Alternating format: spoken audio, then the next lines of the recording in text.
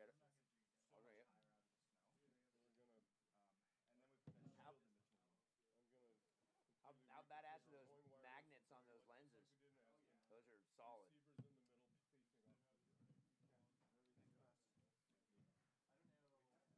Receivers in the middle facing off the Everything fast. Mandarin marshmallow and prickly pear lime. All right. Prickly. You prick. Doing, buddy. Just eating you prick. These are good. Here, Baker. That little. Yeah, it never does. Hey, we need to have some quiet because Bob's trying to decipher some times here. So. I'm sorry. Let me know if you find somebody else. It's so hot up here. Thank you. Just like any other protein bar, they all taste like sawdust, compacted sawdust.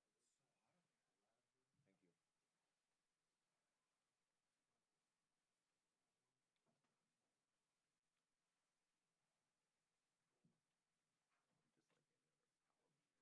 JD. Those girls looking really close together. We used to have our lunches, you know. Lucia, Bailey, really close together. Tegan, Lucia, Bailey. From the first run. First run, I've got them a half second apart. Second run, I don't have a time written down for her. You have second run time for Tegan? No, I didn't write down any of the ladies. For some reason. I'm trusting in you. Have a chip? Yeah, mine. We don't really have options. You might have an option. You might be able to flip on the blue, because where it broke in, it broke into a catch rack.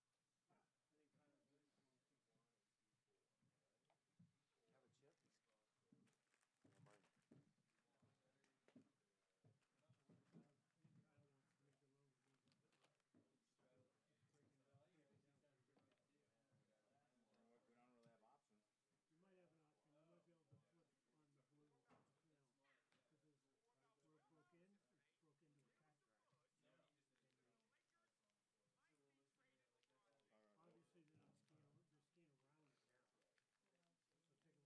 a look. How high up? How high up is it? It's at the jump too. How far up? Or walk or take a chair? Take a chair. A couple. It's getting sugary on a few spots too. We can't do anything about that. Well, that's because they didn't prep the hill till we got here. You know, once we got here, we did what we could. No, I agree. Okay, so there's usually steer monitor in here somewhere. No, I just do. I set it up for the guys that were getting the recorders. I don't know for sure. I think a couple of them said no. The second run was bad. We don't have anything for the first run. The third group is 12 and In the 12. box. Any more Celsiuses over there? Bin 13. Bin 13 or station 2. We're using these two for props. Second. I'm sorry. They're slowly for the camera guys, and that was all left. Yeah, like the natural head tilt. Gotta get the right angle to get that photo. This one right here, yes. Yeah, it's like, and That. fine. Yes. Oh, you're leaning that way. That's better. Instead of turning the phone this way. Thank you for noticing. God bless you. God bless you.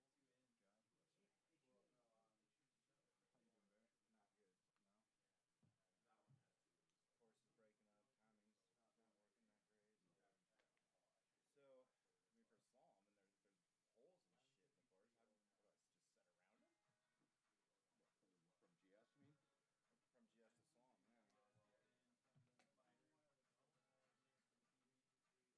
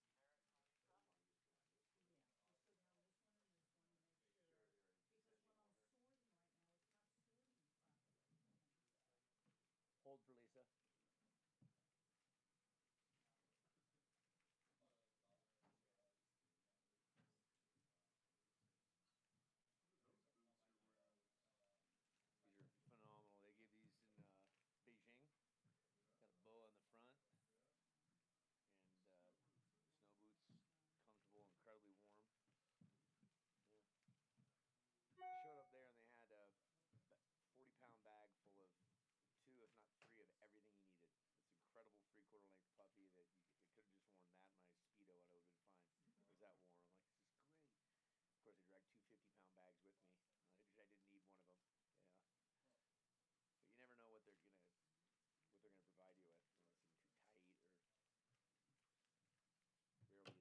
Just get on video with me though, because I can see it in your movement. Maybe need to tilt down a little and then just go tighter and. Is that a GoPro? Nah, that's So then we have our tape cam. Yeah. Then I took the second run easy, 40 times, and then I took It's actually and better to then do those like are the the two recording Yeah.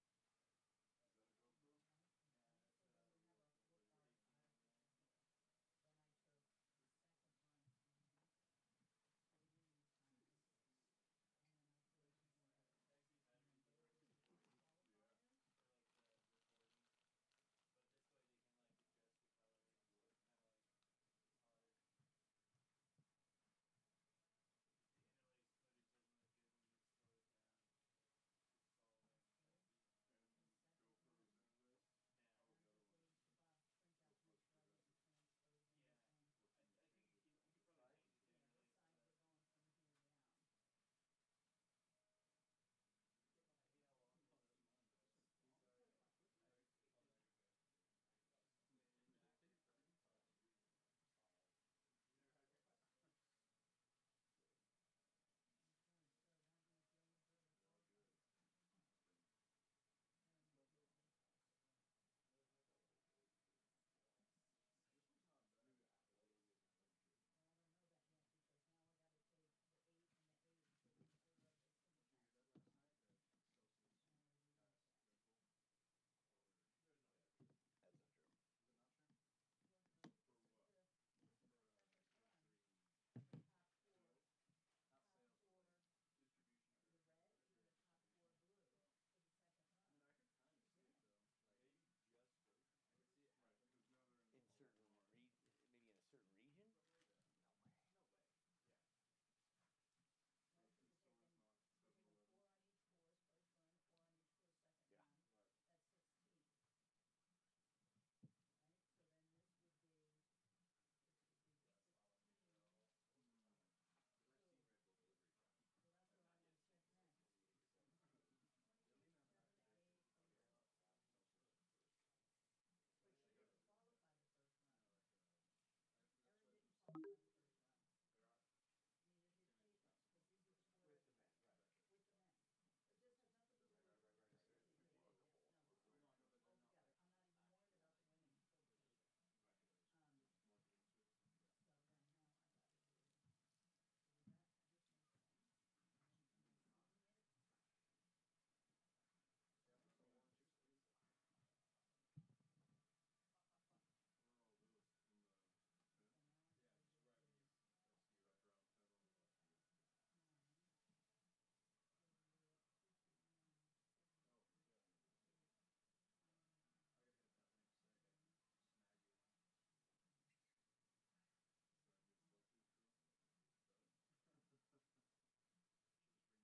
Oh, yeah. 68, I gotta hit up that link site. I can snag you one. Snag me the Celsius girl. Brother. She'll just bring you a pumpkin for you. I have the pumpkin. Just ask questions, I wanna make sure. John, how much For real though. was it for us? We cut them. Oh, he's done. So you put in, Whenever we put in you put in a time, change the yeah, and you change the question. It's a great magnet. Yeah. I got him because of your post on Facebook. Look at that. That shit works. Because you were like, Oh, I got a Christmas present here. Yeah. You opened them Yeah, up, and I was but like, now oh, with the those are wall sick. magnets, I'm that's getting them. Yes. It works. It works on social media. It works.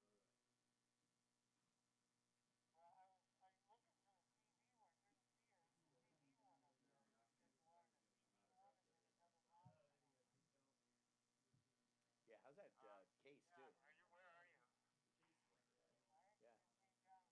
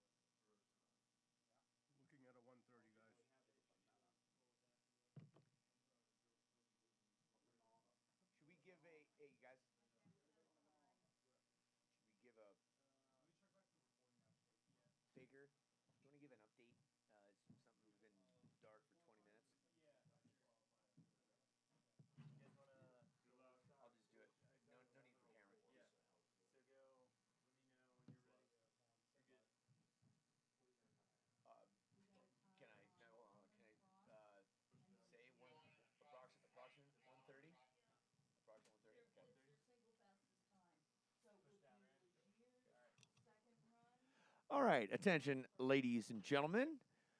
Bear Valley World Pro Ski Tour time is 12:38. We are working on all the details for an efficient start time of approximately 1:30 for a round of 16 for the Far West Pro Open Giant Slalom. Again, we're about 50 minutes away, 50 minutes away from starting with the head-to-head Giant Slalom racing action round of 16. Will there be women mixed in with the men? We're getting all those details dialed in, so stick with us here. Enjoy the lunchtime. Enjoy this fresh new snow, the little respite, the little break right now in between this storm cycles that are going to be pushing through for the next 2 to 3 days, anticipating upwards of 3 to 4 feet by Tuesday afternoon, and that's always a good thing for the snowpack and the reservoirs. Thanks for tuning in here. Hope you're enjoying your President's Day weekend at Bear Valley, California for the Far West Pro Open here at the World Pro Ski Tour, day 1 of 2. We'll be back in just a bit.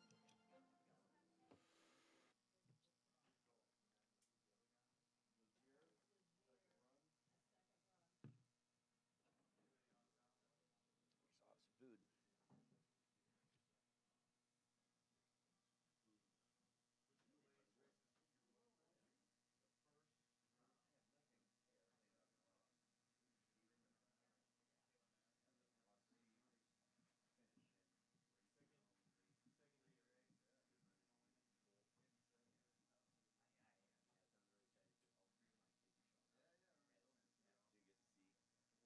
And Caitlin Harsh, quickest on the blue.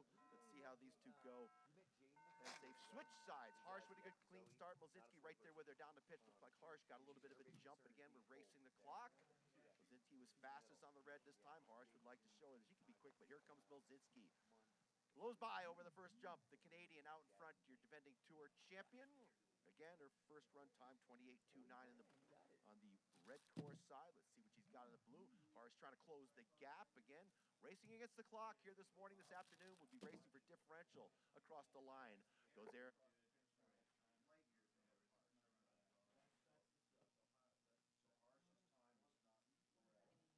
Across the line. Again, racing against the clock here this morning, this afternoon. We'll be racing for differential.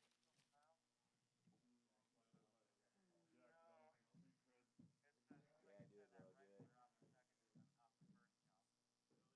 So that takes her out of the equation, dude.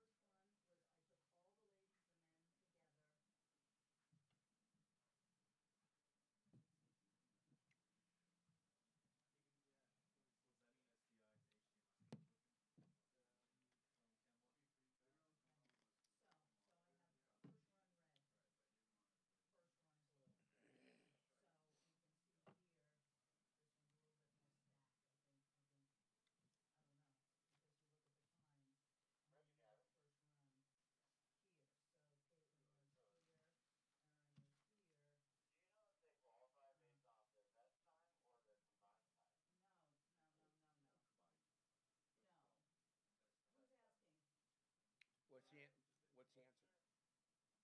No, it's not the best. Top four's Top four, top eight, top four red, top four blue, second run, top four, and then we seed them according. The top eight from the first run get seeded first. Don't bother. Oh, that's a good idea. Tell me he doesn't even know. So, Scratch that. so the top eight, each of the top eight guys, they get seeded like we're playing color coded. So when I do this one,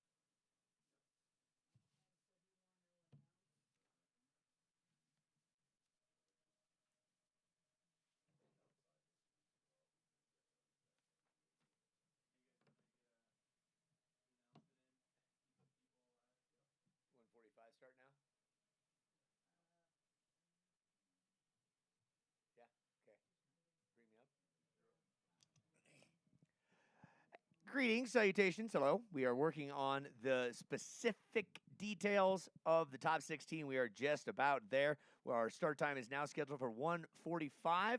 Hopefully you're all enjoying the incoming new snow. Winter is here once again. It's about 1:24 right now. We will announce the top 16 momentarily. Thank you for your patience here for the second stop of 3 at Bear Valley for the World Pro Ski Tour. Again, 1:45 start time, and we will get you the top 16 real quickly. Thanks so much. Yeah, I really felt like it came out, from the bottom. The red over here, red balloon is losing its life slowly. It's quite sticky. Also, it scares me. Sticky red balloon. There's a yellow and red one just floating around since like 8 this morning. Yeah, they're like, they're old souls, old racing souls. Could be Spider Savage and yeah. Hey, Michael, it's Kevin. So Lisa's emailing you right now the details.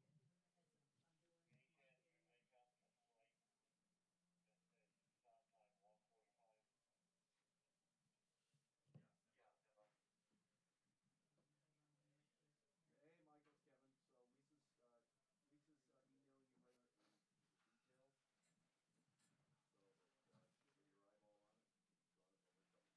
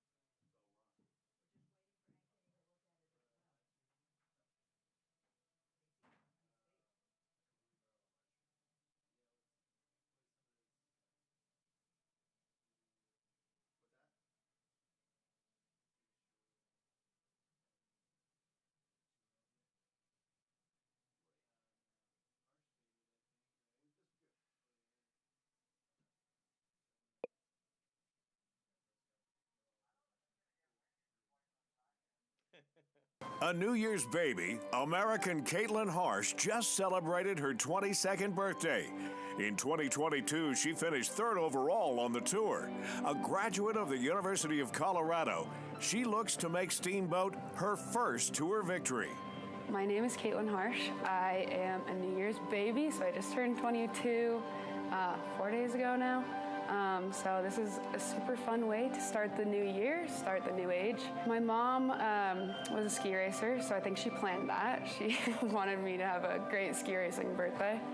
And yeah, I grew up skiing because of her. She kind of got me into it. She was on the US ski team and CU ski team, and got my sister and I started when we were about 5 and racing, skiing since we were 2.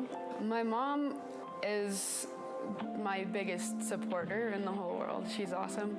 This is my best friend and my best fan and my best supporter. This one. Since the beginning. Yeah. She started racing at 5. Yes. And here we are. Yeah. Good job, buddy. And she was kind of, I wouldn't say behind the scenes by any means, but she was never like in my face at a race. She's so positive. She just always tries to help me and keep things light, even if, I don't have a bad race, which was for sure ingrained in me. That's just my personality is just very positive, and even if I don't have a great race, I'm happy for my teammates who had a great race or whatever it is. And yeah, I mean, she was kind of a coach. She coached at Ski Club Vale, but just not me. She coached my sister in a different group and stuff. But yeah, she'll watch video with me, and I'll ask her some questions, and she'll give me feedback, and it's like having a stay-at-home coach kind of. It's great. I think she wanted us to do a sport, and she grew up water skiing, playing soccer, and ski racing. She kind of had that blend. And I mean, my sister and I grew up doing everything. We did track, dance, gymnastics, skiing, soccer, lacrosse. We tried everything. But I think we were always knew we were gonna keep going with ski racing as our main end game. And yeah, I mean, I definitely fell in love with ski racing, and my skills were there. And yeah, I just had a passion the more I did it. And then yeah, going to making that transition to Ski Club Vale was kind of our true commitment, because we were okay, we're gonna take this seriously now. My parents sort of sat me down when we still lived in Summit County and had this conversation with me of we had been basically commuting from our house in Dillon to Vale for, I don't know, probably 2 years at the time, and that was getting hard on my parents. So yeah, they sat me down and were like, hey, if you want to take this to the next level and you want to keep going with this, it would make the most sense for us to make that club team move. And then we ended up actually moving over the pass to Vale. Then I went to the Vale Ski and Snowboard Academy from 5th grade through 12th grade, and I ended up graduating a year early because I wanted to just get my ski racing career started pretty much. And ended up getting an offer from CU Boulder to come ski for them. Richard Rokos, legendary CU coach, been there for over 30 years. At the time, he was the coach, and kind of pulled me aside, and we talked about it a little bit. And at the beginning of the year, he talked to me about that, and I was like, I think you're just too young. My average age on my team is 23. You're 17. You need more development. And so I kind of took that as a drive for me, and then I had just a really good season that year, and at the end of the year he took me back and was like, I really think we can make something work with this, and I would love to have you on the team if you still want to join us, because I was making other plans at that time because I didn't think I got a spot. But graduating from high school early, by a year, I was 17 going into college, and most of the guys on my team at the time were 25. So I was like, this is cool. Never met them before. They're all foreign, and it definitely kind of made me grow up pretty quick right when I got to college. But yeah, I mean, in terms of how it's affected my skiing, I think they add so much value to me as a skier because they're so fast, and just skiing and lapping with these people who are a few seconds faster than you, you end up getting to that level even if there were no coaches, just by watching them and listening to them talk about their skiing, or they watch me and they give me feedback. So yeah, I mean, I think just because I was the youngest, they wanted to like help out the baby a little bit, and they were like, oh, let's get her going even faster. And yeah, I have my teammates to thank for that piece. Yeah, it's probably the best decision that I've ever made, and I'm just, yeah, Richie taking a chance on me because I was so little and young and needed more development, and I have definitely gained that through my college years, where a lot of people kind of take that time to actually like take some gap years or develop outside of college, but he kind of took that chance on me to try to develop me in college under his wing. He is such a wise old dude. He's just awesome.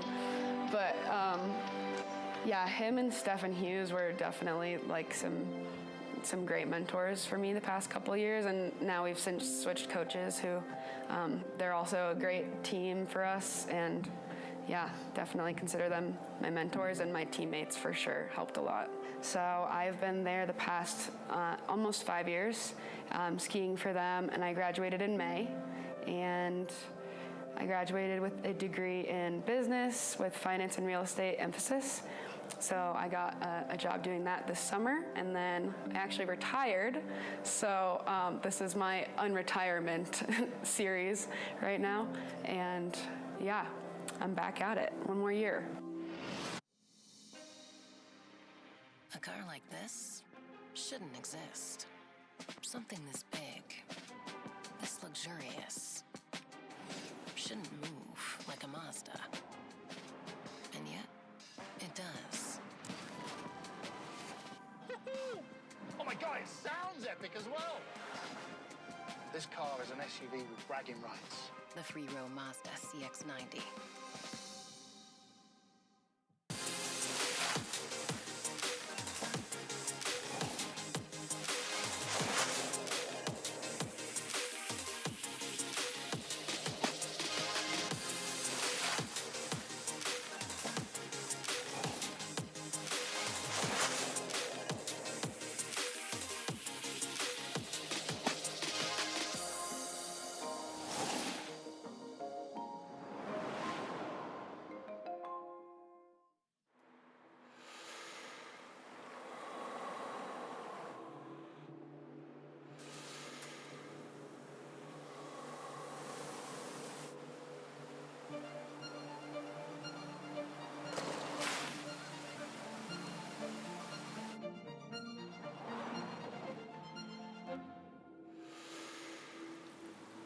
Introducing the first ever Mazda CX-50.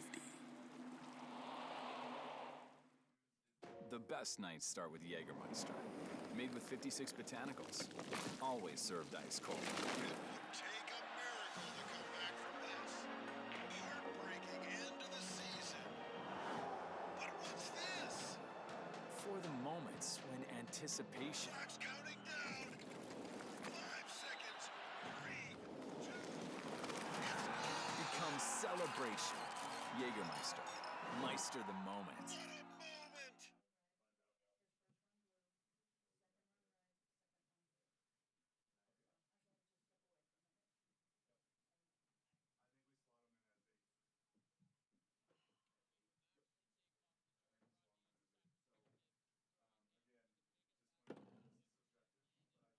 what a moment!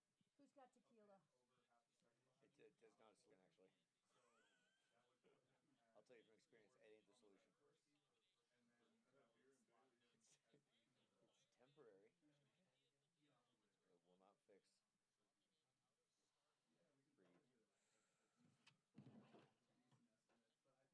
Breathe.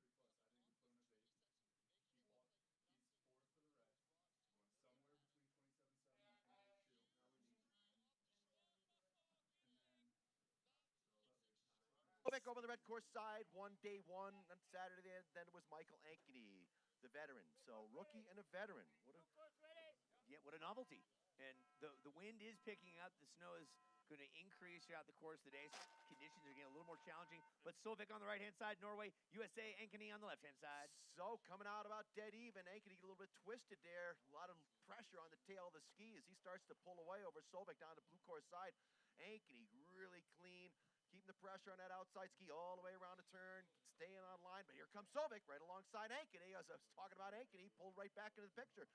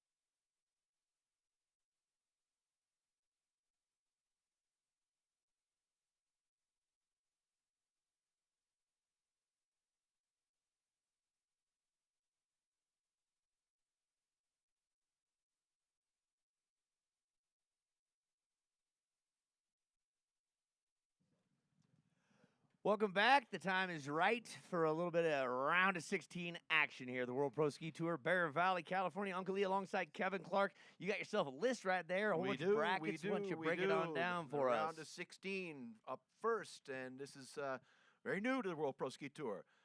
So Caitlin Harsh has skied her way into the men's field by being in the top 4 on her course on the second run. So she'll be facing Philippe Forchek. So Caitlin got her hands full with your fastest qualifier. Then it's Kiefer Christensen and Jeremy Leger from France. And then it's Christian Sovek, a winner from Aspen, against Alex Pute-Tassis from Spain. Then it's Nick Cohey racing Michael Ankeny in the next bracket. Then you've got Simone Breitfuss Kamelander and Max Axelrod. Then it's David Ketterer against Joachim Melde, the Norwegian, against the German. And then it's Roman Frost, the rookie from Germany, facing off the Slovenian Miha Kruner. And then another rookie from Norway against a rookie from Sweden. It's Tyler Conrad and Loic Chabot. So there are your 16 athletes. We will get them to the top, and we will work our way down the ladder. It's a dual elimination format. How it works is the doors will open up at the top. No timing started at the top. The athletes will charge to the finish line. The first athlete to cross the finish line starts the clock. The second athlete stops the clock, and that gives us our differential. They'll go back, switch courses, and see if you can hold on to that advantage or if you can make it up. So interesting, on the second run, we program the differential into the start doors. So the doors will open up. Say, for example, if you were beaten by a half a second, the doors will open up a half a second after the faster athlete goes out. So we have racing at the finish line. It's easy to understand. The first one across the finish line on the second run wins the run. So really simple format, 2 runs to advance. You get to ski on both courses. It's totally simple and easy, super fun to watch, a drag race on snow. That's a nice way to put it. And if all that was too confusing for you, we work for the Department of the Redundancy Department, and we'll repeat that time and time and time again. And by the final race, when the person crosses the finish line first, we'll have a winner. And then we'll crown that winner, and they'll get a $10,000 check. And that promises to be a good time. We've had a great time while we've been away. We've had a bunch of Celsius Live Fit. That is good. And over here, we found Eric Arvidsson, who wishes he was racing, but he had an episode with a snow snake. We're going to bring him in shortly here and talk to him about what this head-to-head racing is all about, because it's totally different, Kevin, than when you're going against the clock one at a time, solamente, right? Absolutely. So duel, really easy to watch. It is the drag race on snow. We're going to take a short break. We'll be back with action.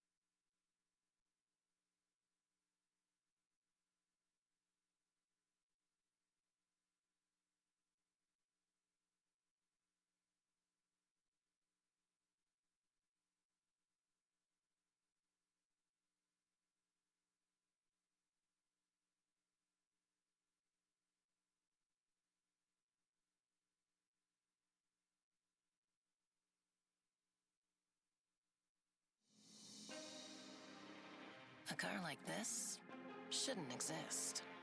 Something this big, this luxurious, shouldn't move like a Mazda. And yet, it does. Oh my God, it sounds epic as well. This car is an SUV with bragging rights. The three-row Mazda CX-90.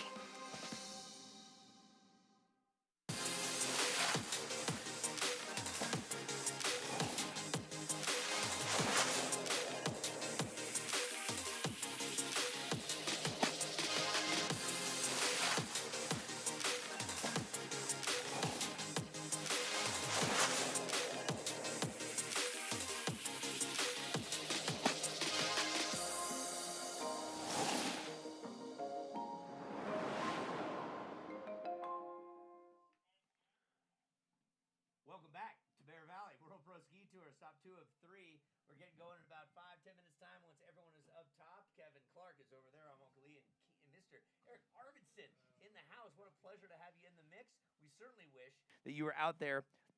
Back, World Pro Ski Tour, nice to have you all back. Eric Arvidsson in the middle, Kevin Clark on the end there, and we are dialed in right now to get the start going in just a bit. But Eric, I know you grew up around these parts. You had a little bit of an injury earlier this season. It would be nice to have you up there. We're going to talk right now about what duels is all about compared to going one at a time. What's the mindset when you're up there in the gate next to somebody? Yeah, I mean, I think the mindset just changes differently. Like you're in single racing, it's you against the mountain. You're focused on your periphery, the trees around you, the mountain around you, like getting to the bottom as fast as you can.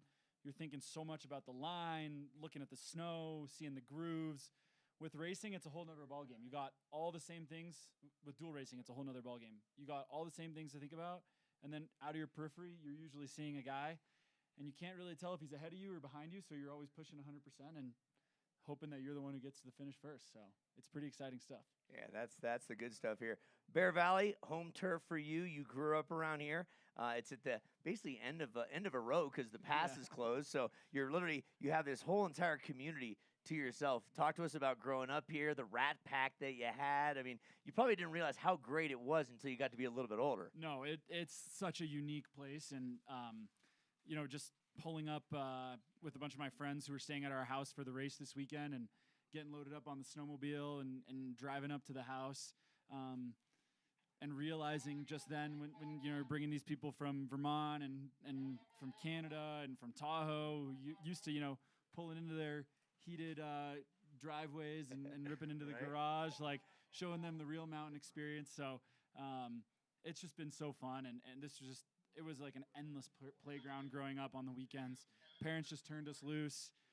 We get to, ski all over the place, head home, grab our little kids' snowmobiles, mob around, get into way too much trouble. And it was just a dream. And it's super awesome to be able to share it with people from the whole world and getting to see these guys like David Ketterer, who I raced with on the World Cup, and show them our little gem in the Sierras. It's super special. So super stoked. That sounds great. Kevin, you got any questions for Eric?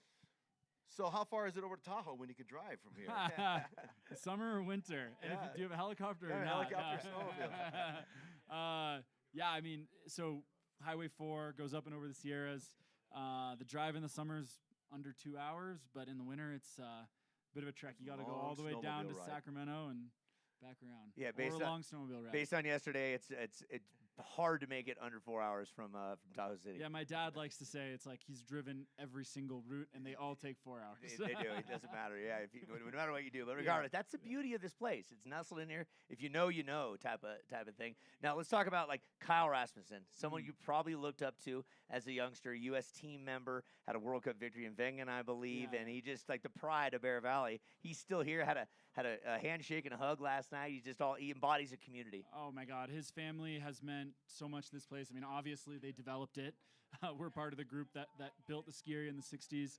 But more than that, as a kid growing up here, small ski area, there's no chance I would have ever made it to the World Cup level if Kyle hadn't pioneered the way. And I always tell people that being in a lot of the World Cup bibs are over there. There's a poster over there, but getting to be in here and see those World Cup posters, World Cup bibs, I mean, you got to have a role model and you got to have a image of what you're going for. And so, for me to be able to get to hang a Kitzbühel bib right there next to him has been really cool. And I hope that it can, inspire the next gen. So we'll see. Yeah.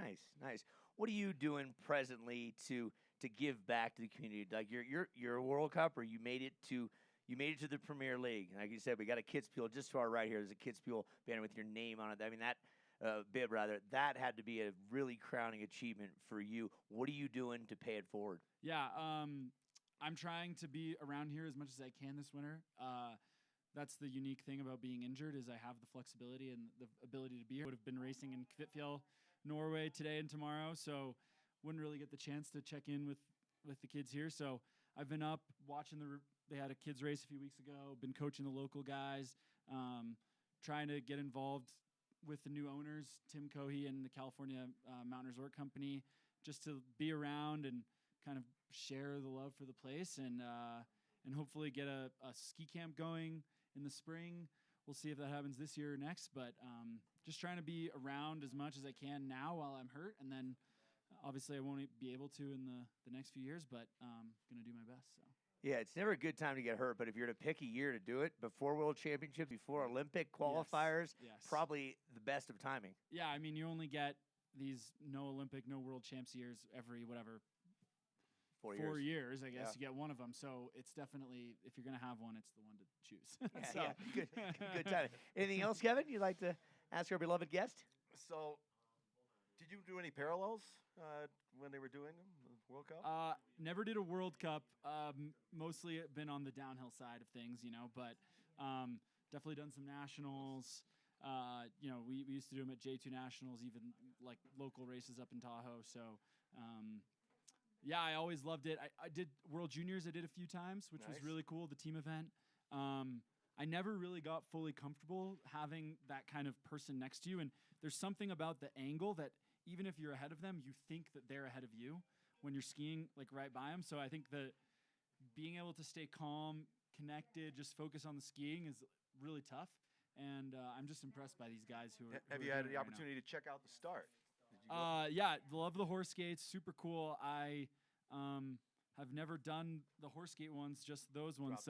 But we were doing some video analysis in our house yesterday with the folks that are staying with me racing. So I got a little bit of an inside scoop. So maybe once I get back and healed, I'll be able to find a race weekend I can make next year. So key. If you folks want to get up and check out the start, that's the best place to really watch, and the jumps, of course. Yeah. This is a great hill. I mean, when you fly off those jumps, it feels like you're jumping off. You're going to land at the base lodge. I mean, it's literally the perfect Pro Tour style, dual race hill, naturally with two jumps.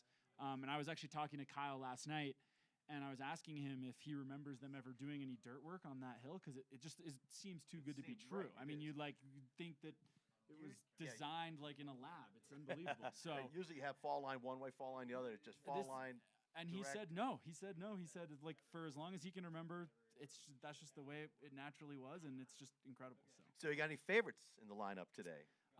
So I gotta say that I like Michael Ankeny's ski choice, but he was telling me he was a little bit uncomfortable on the first run. I'll let him see if he can pull it out. Maybe he's trying to sell himself. It's always nice to be the underdog. So as the winner, maybe he's trying to downplay that. But I think. You know what? We're gonna let you think about that for a second. We got a little bit of a break here. We're getting close to racing action, so keep that thought process going. We'll get back to the expert analysis with local Eric Arvidsson, who's not racing today. But give us a few minutes. We'll be back. Racing action's coming at you with Mother Nature throwing a nice snowstorm for us all. Back to Bear Valley in just a minute.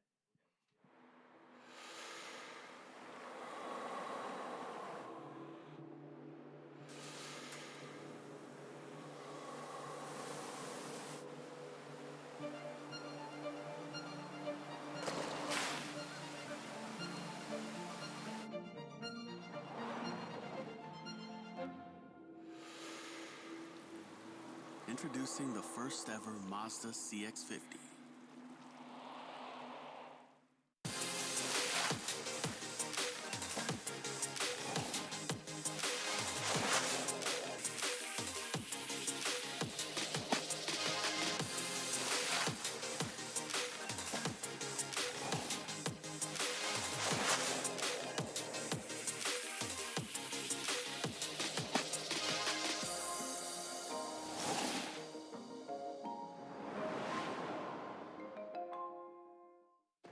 best nights start with Jägermeister.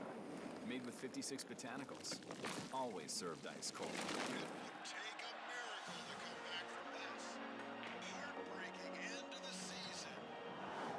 But what's this? For the moments when anticipation Clock's counting down. 5 seconds. 3, 2, becomes celebration. Jägermeister. Meister the moment. Legendary. Big mountain, big terrain. Famous for deep snow. A storied past. Mountain greatness without the hassles. It's Tahoe without the Tahoe. Get there on scenic Highway 4. Oh yeah, the bear is back. Visit bearvalley.com.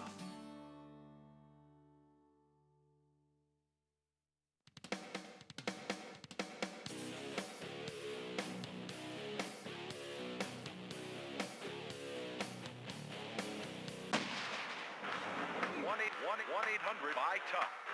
Call for the store nearest you. Tough, buy tough.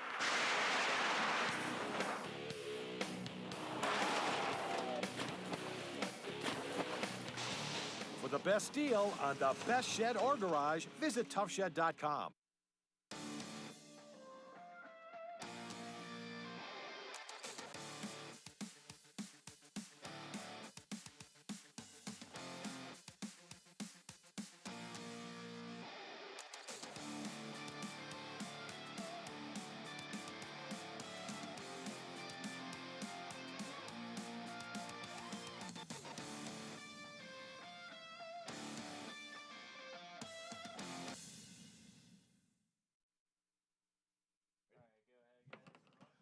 Welcome back to Bear Valley World Pro Ski Tour stop number 2. We're ready for a round of 16. Thanks for the patience, and Mother Nature is just throwing it sideways, coming in from the west, wet and fierce. Let's get things dialed in as we are ready for our first battle. Philippe Fjorchek against Caitlin Harsh. The first time that we've seen man versus woman in the Pro Ski Tour because it's an open division, and Caitlin earned the right to be up there against the strong Czechia competitor, Philippe Fjorchek, who is the fastest. What are your thoughts, Kev? So Forchek is just a monster. He's the only guy that broke into the 26s here today. So Harsh, it's going to be harsh. Yeah, but that's the beauty of head-to-head. You know, anything can happen along the course. These are not ideal conditions, Eric. No, it's not. And however, in my career racing against Philip Fortek, I've always felt like he's excelled in difficult conditions. I remember very vividly NCAA championships in 2020. Coming down snow, Bozeman, Montana, he was dominant. So it's tough. I think Caitlin will put up a good fight, but Philip is good in these conditions. So yeah, history making here today, so it'll be fun to see. Where the guys are dealing with, I can see the electronic magnets with that weather coming down. The magnets, if they're not closed, will build up some snow on them. Looks like they've cleaned the magnets off. Two 600-pound electronic magnets, so you can't get out. No joke. You can break your poles off, you wreck your knuckles. But it's all about the timing. Everybody's got a little bit different technique, so we'll watch that and analyze that. Forecheck, just look at the size of the guy. He's just got one stride, and he can pull ahead. Yeah, he's a beast. Here we go. Lights go from yellow to green. Forecheck and Harsh. Caitlin, good solid start over on the blue course side, dropping down the pitch. We've lost sight of him here as we wait for them to come into sight again on the next jump. Again, this is one race of 2. Caitlin Harsh, lady on the blue. Mr. Forchek on the red, working on the feed right now for you. We know that they're charging down, doing what they got to do. And here comes Forchek on the outside red course, a couple of gates ahead of Caitlin. And across by about 2 seconds ahead of Caitlin Harsh. And the differential on this one, Kevin, I believe is 0.6, right? 0.6 is the maximum differential. So gives you some sort of hope of trying to make a comeback on the second run. That maximum differential is really helpful to keep it interesting as we go through the rounds. So Christensen and Legier coming up next. Uncle Lee. Yep. Jeremy Logier from France. He will be on the blue course. That is the left-hand side with all the blue panels looking up the hill on the left. And for you folks at home, just look at the blue. Kiefer Christensen from the USA. Have you raced against either one of these two before? Never Mr. Lagier, but certainly a lot of races against Kiefer Christensen. Absolute legend from Alaska. He always keeps it interesting, keeps it funny, and he's just a good guy to have on tour. Yeah, the kid from AK with the red hair and the red beard. That's how he describes himself. Everyone seems to know he is. He's a red beard from AK. If you're just joining us, welcome. This is Eric Arvidsson, member of the U.S. ski team, the World Cup, FIS World Cup, with an injury early this season, but he's just getting that out of the way to strengthen his leg, getting ready for World Championship season as well as Olympic season. Over there, that's Kevin Clark, and we've got all sorts of racing going on. We've qualified the men and the women, and right now we're just working on some technical TV stuff, and we'll get back at you in just a minute. We'll have a small break right here, gather our thoughts, get things together. If you're anywhere near a bottle of Jägermeister, go have a shot. Enjoy yourselves on this President's Weekend. We'll be back to Bear Valley in just a minute.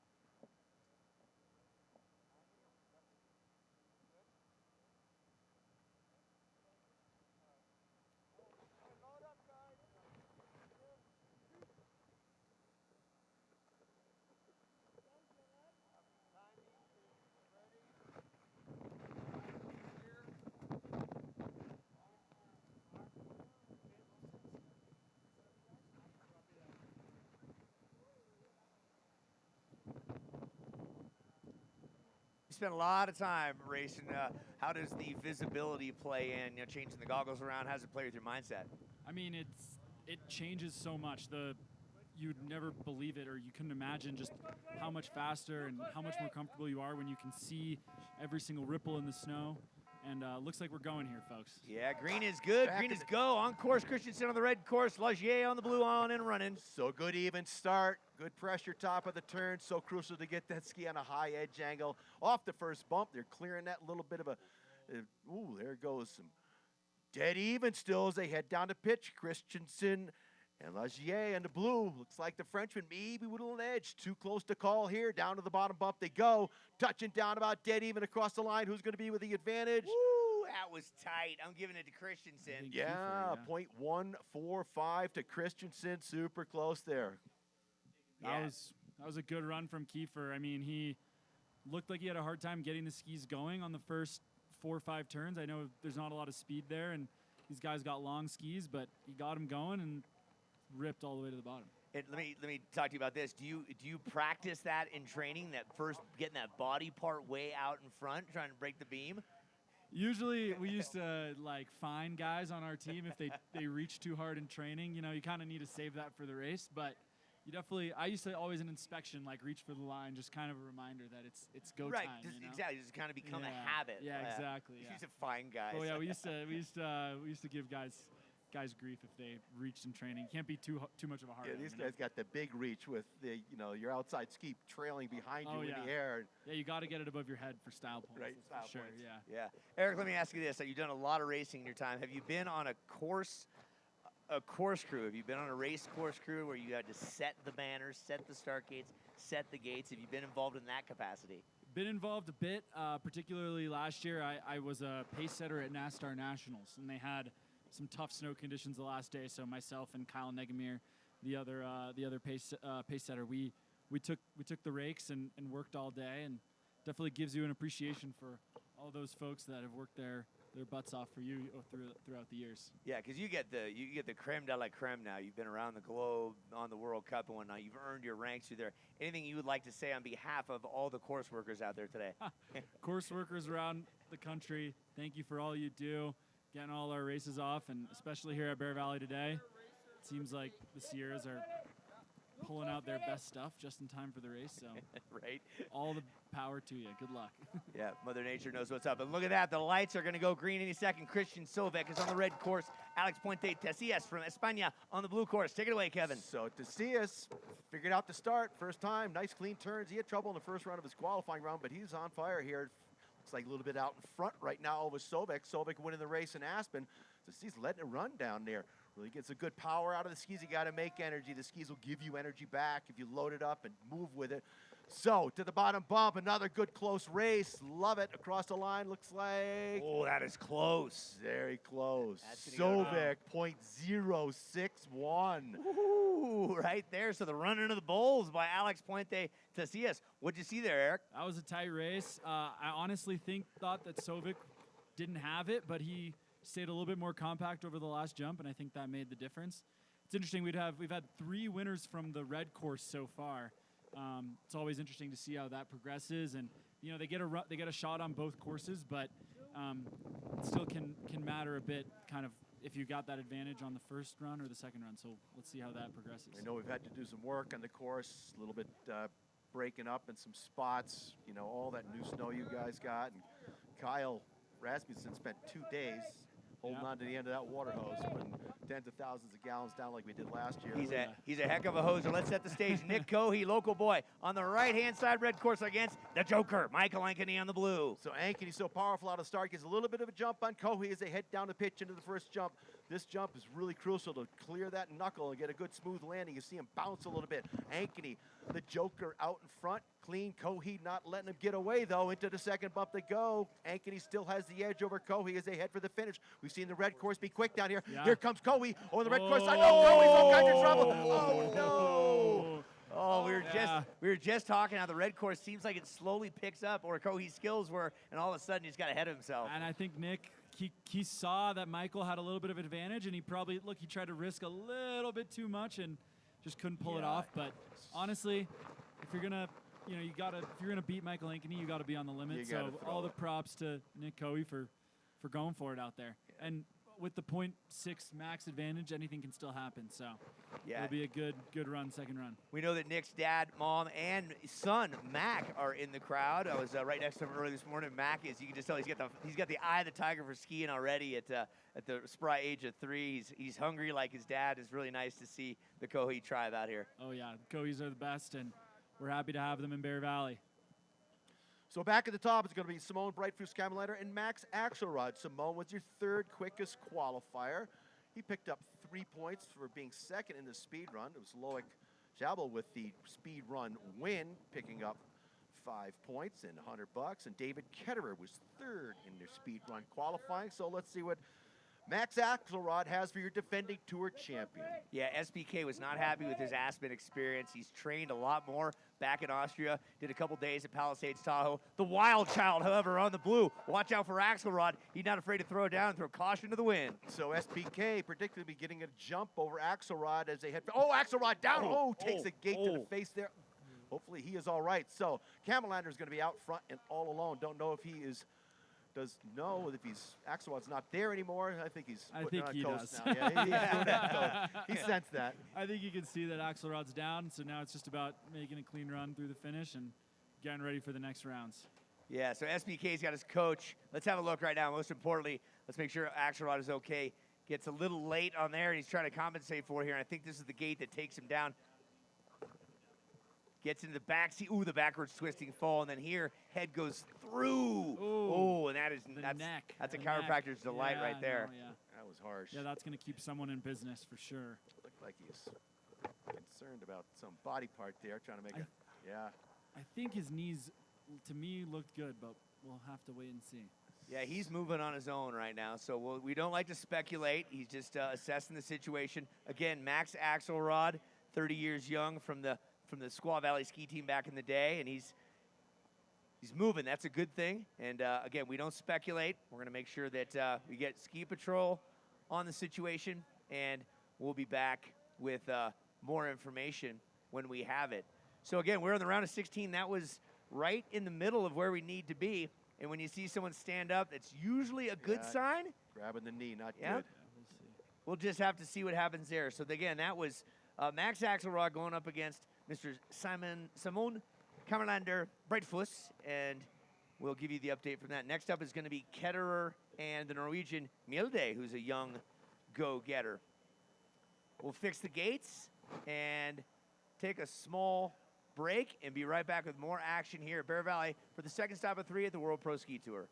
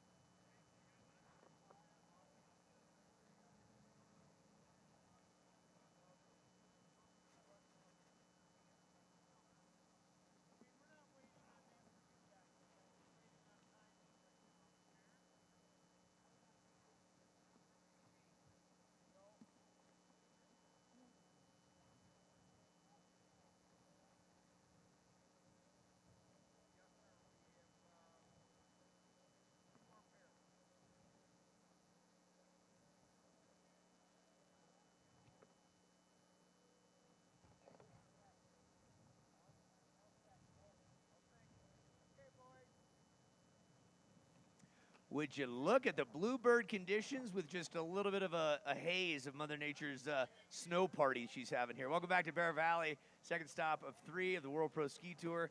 Up top, it is just moving. The snow is coming in, big storm, expecting 2 to 3 feet by Monday with a little bit more Monday night. And typically, and Eric Arvidsson, who's with us here, you're from these parts, and this is at 8,000 feet, so you don't get a whole lot of rain up here, except for the really, really warm Pineapple Express ones.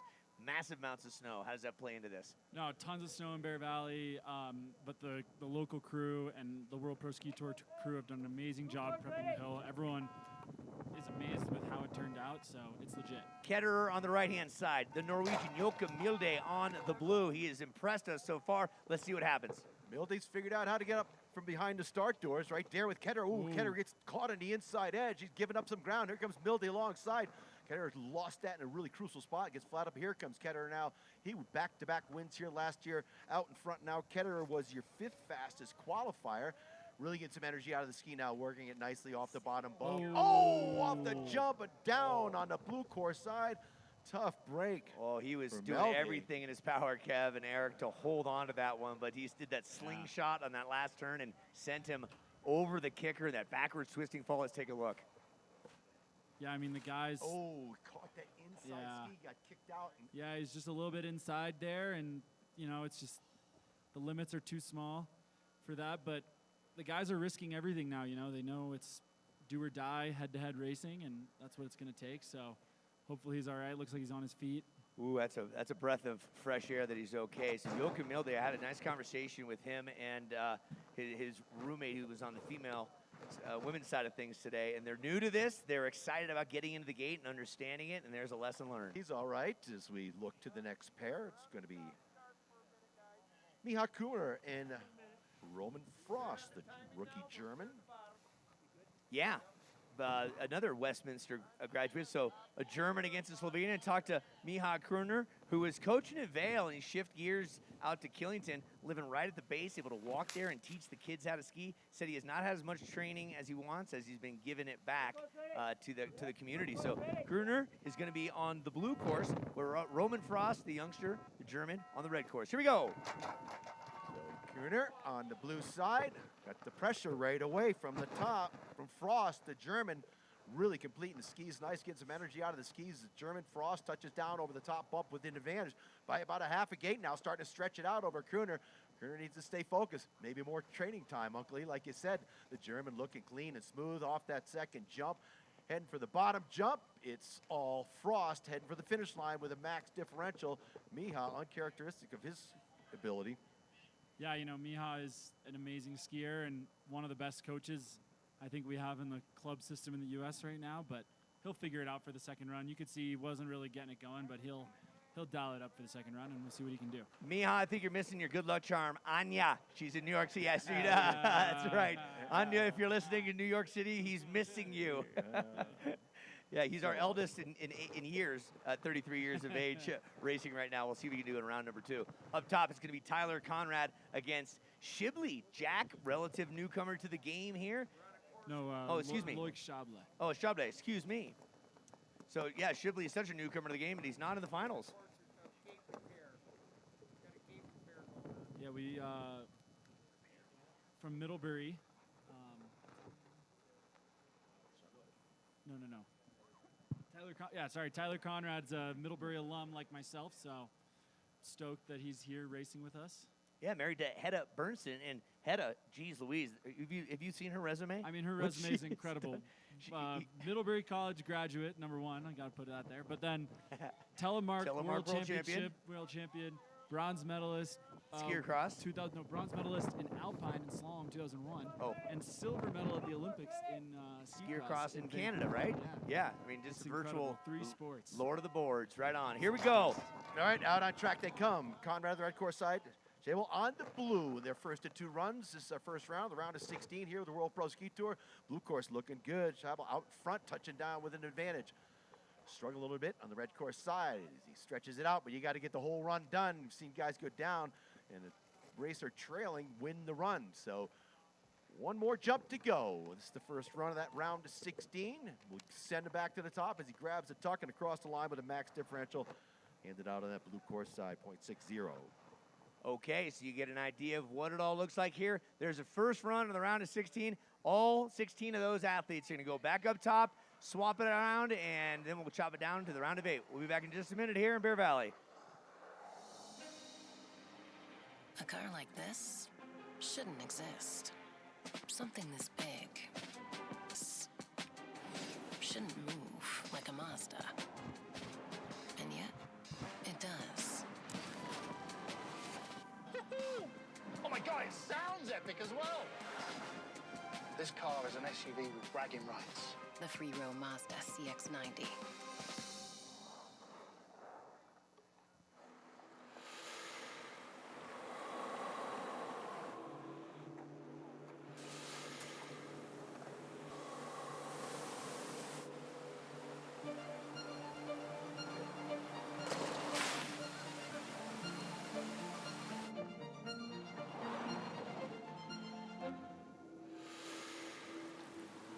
Introducing the first ever Mazda CX-50.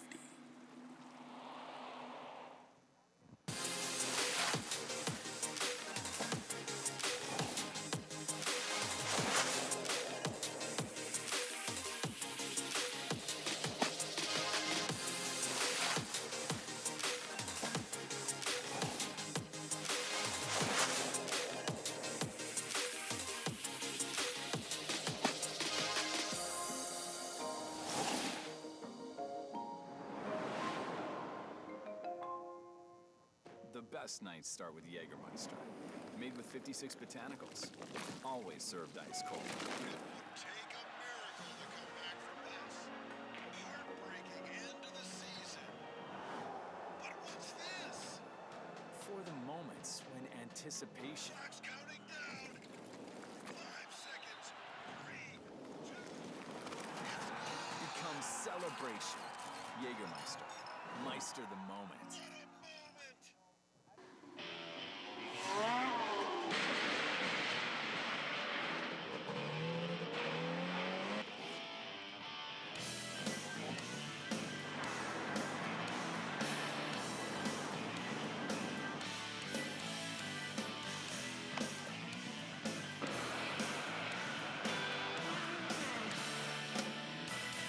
For the best deal on the best shed or garage, visit toughshed.com.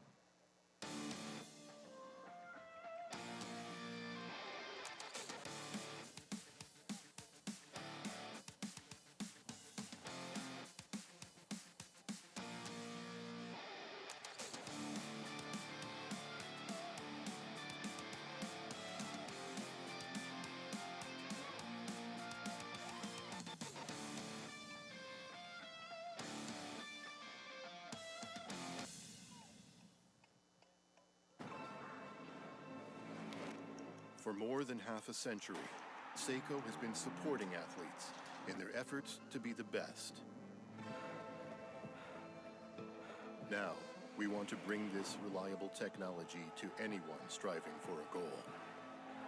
Because we understand, a split second can change everything.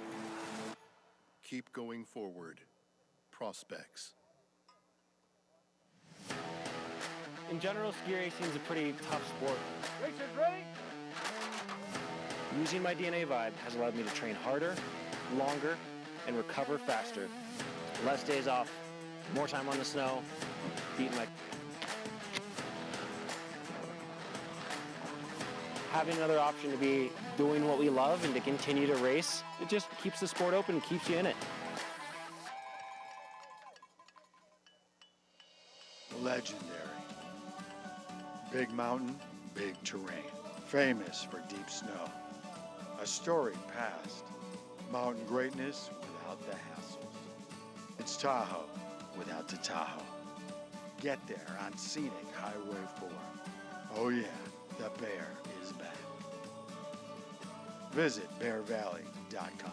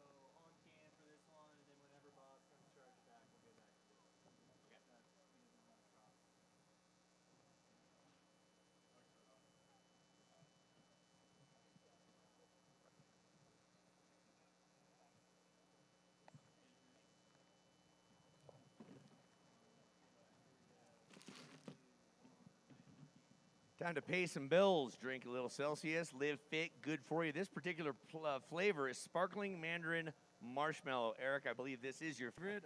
You know, I used to cut up the marshmallows, put some clementines on top and eat them myself. So Like a creamsicle. I am fired up that they finally put that into a can. After all the summertime roasting of marshmallows for your s'mores was done, you're like, what else can I do with my marshmallows? Ah, yeah, right. It's a good flavor. No, creamsicle, it's good stuff. That's it. So we had the cola one at Aspen. I like the cola one. Yeah, Got all kinds of crazy new flavors. I'm not sure how many flavors they have, but Celsius is doing a great job really taking the energy drink market by storm. Good stuff. Seiko watches. Did you know, Eric, that the winners of this event, men's and women, walk away with a nice, handy-looking, expensive Seiko watch? Damn, that's gonna be pretty sweet. Yeah. Okay, let me ask you this. You've been around the globe. You've seen many unique trophy presentations and winning. What is the most unique thing on the World Cup that is given out? I think the most unique thing is in Val Gardena. They have like an overall award for whoever scores the most World Cup points in both races, in the downhill and the Super G. And then they make them Val Gardena is really known for their wood carvings. Okay. So they make them a wood carving of their bust, of their face. Come on.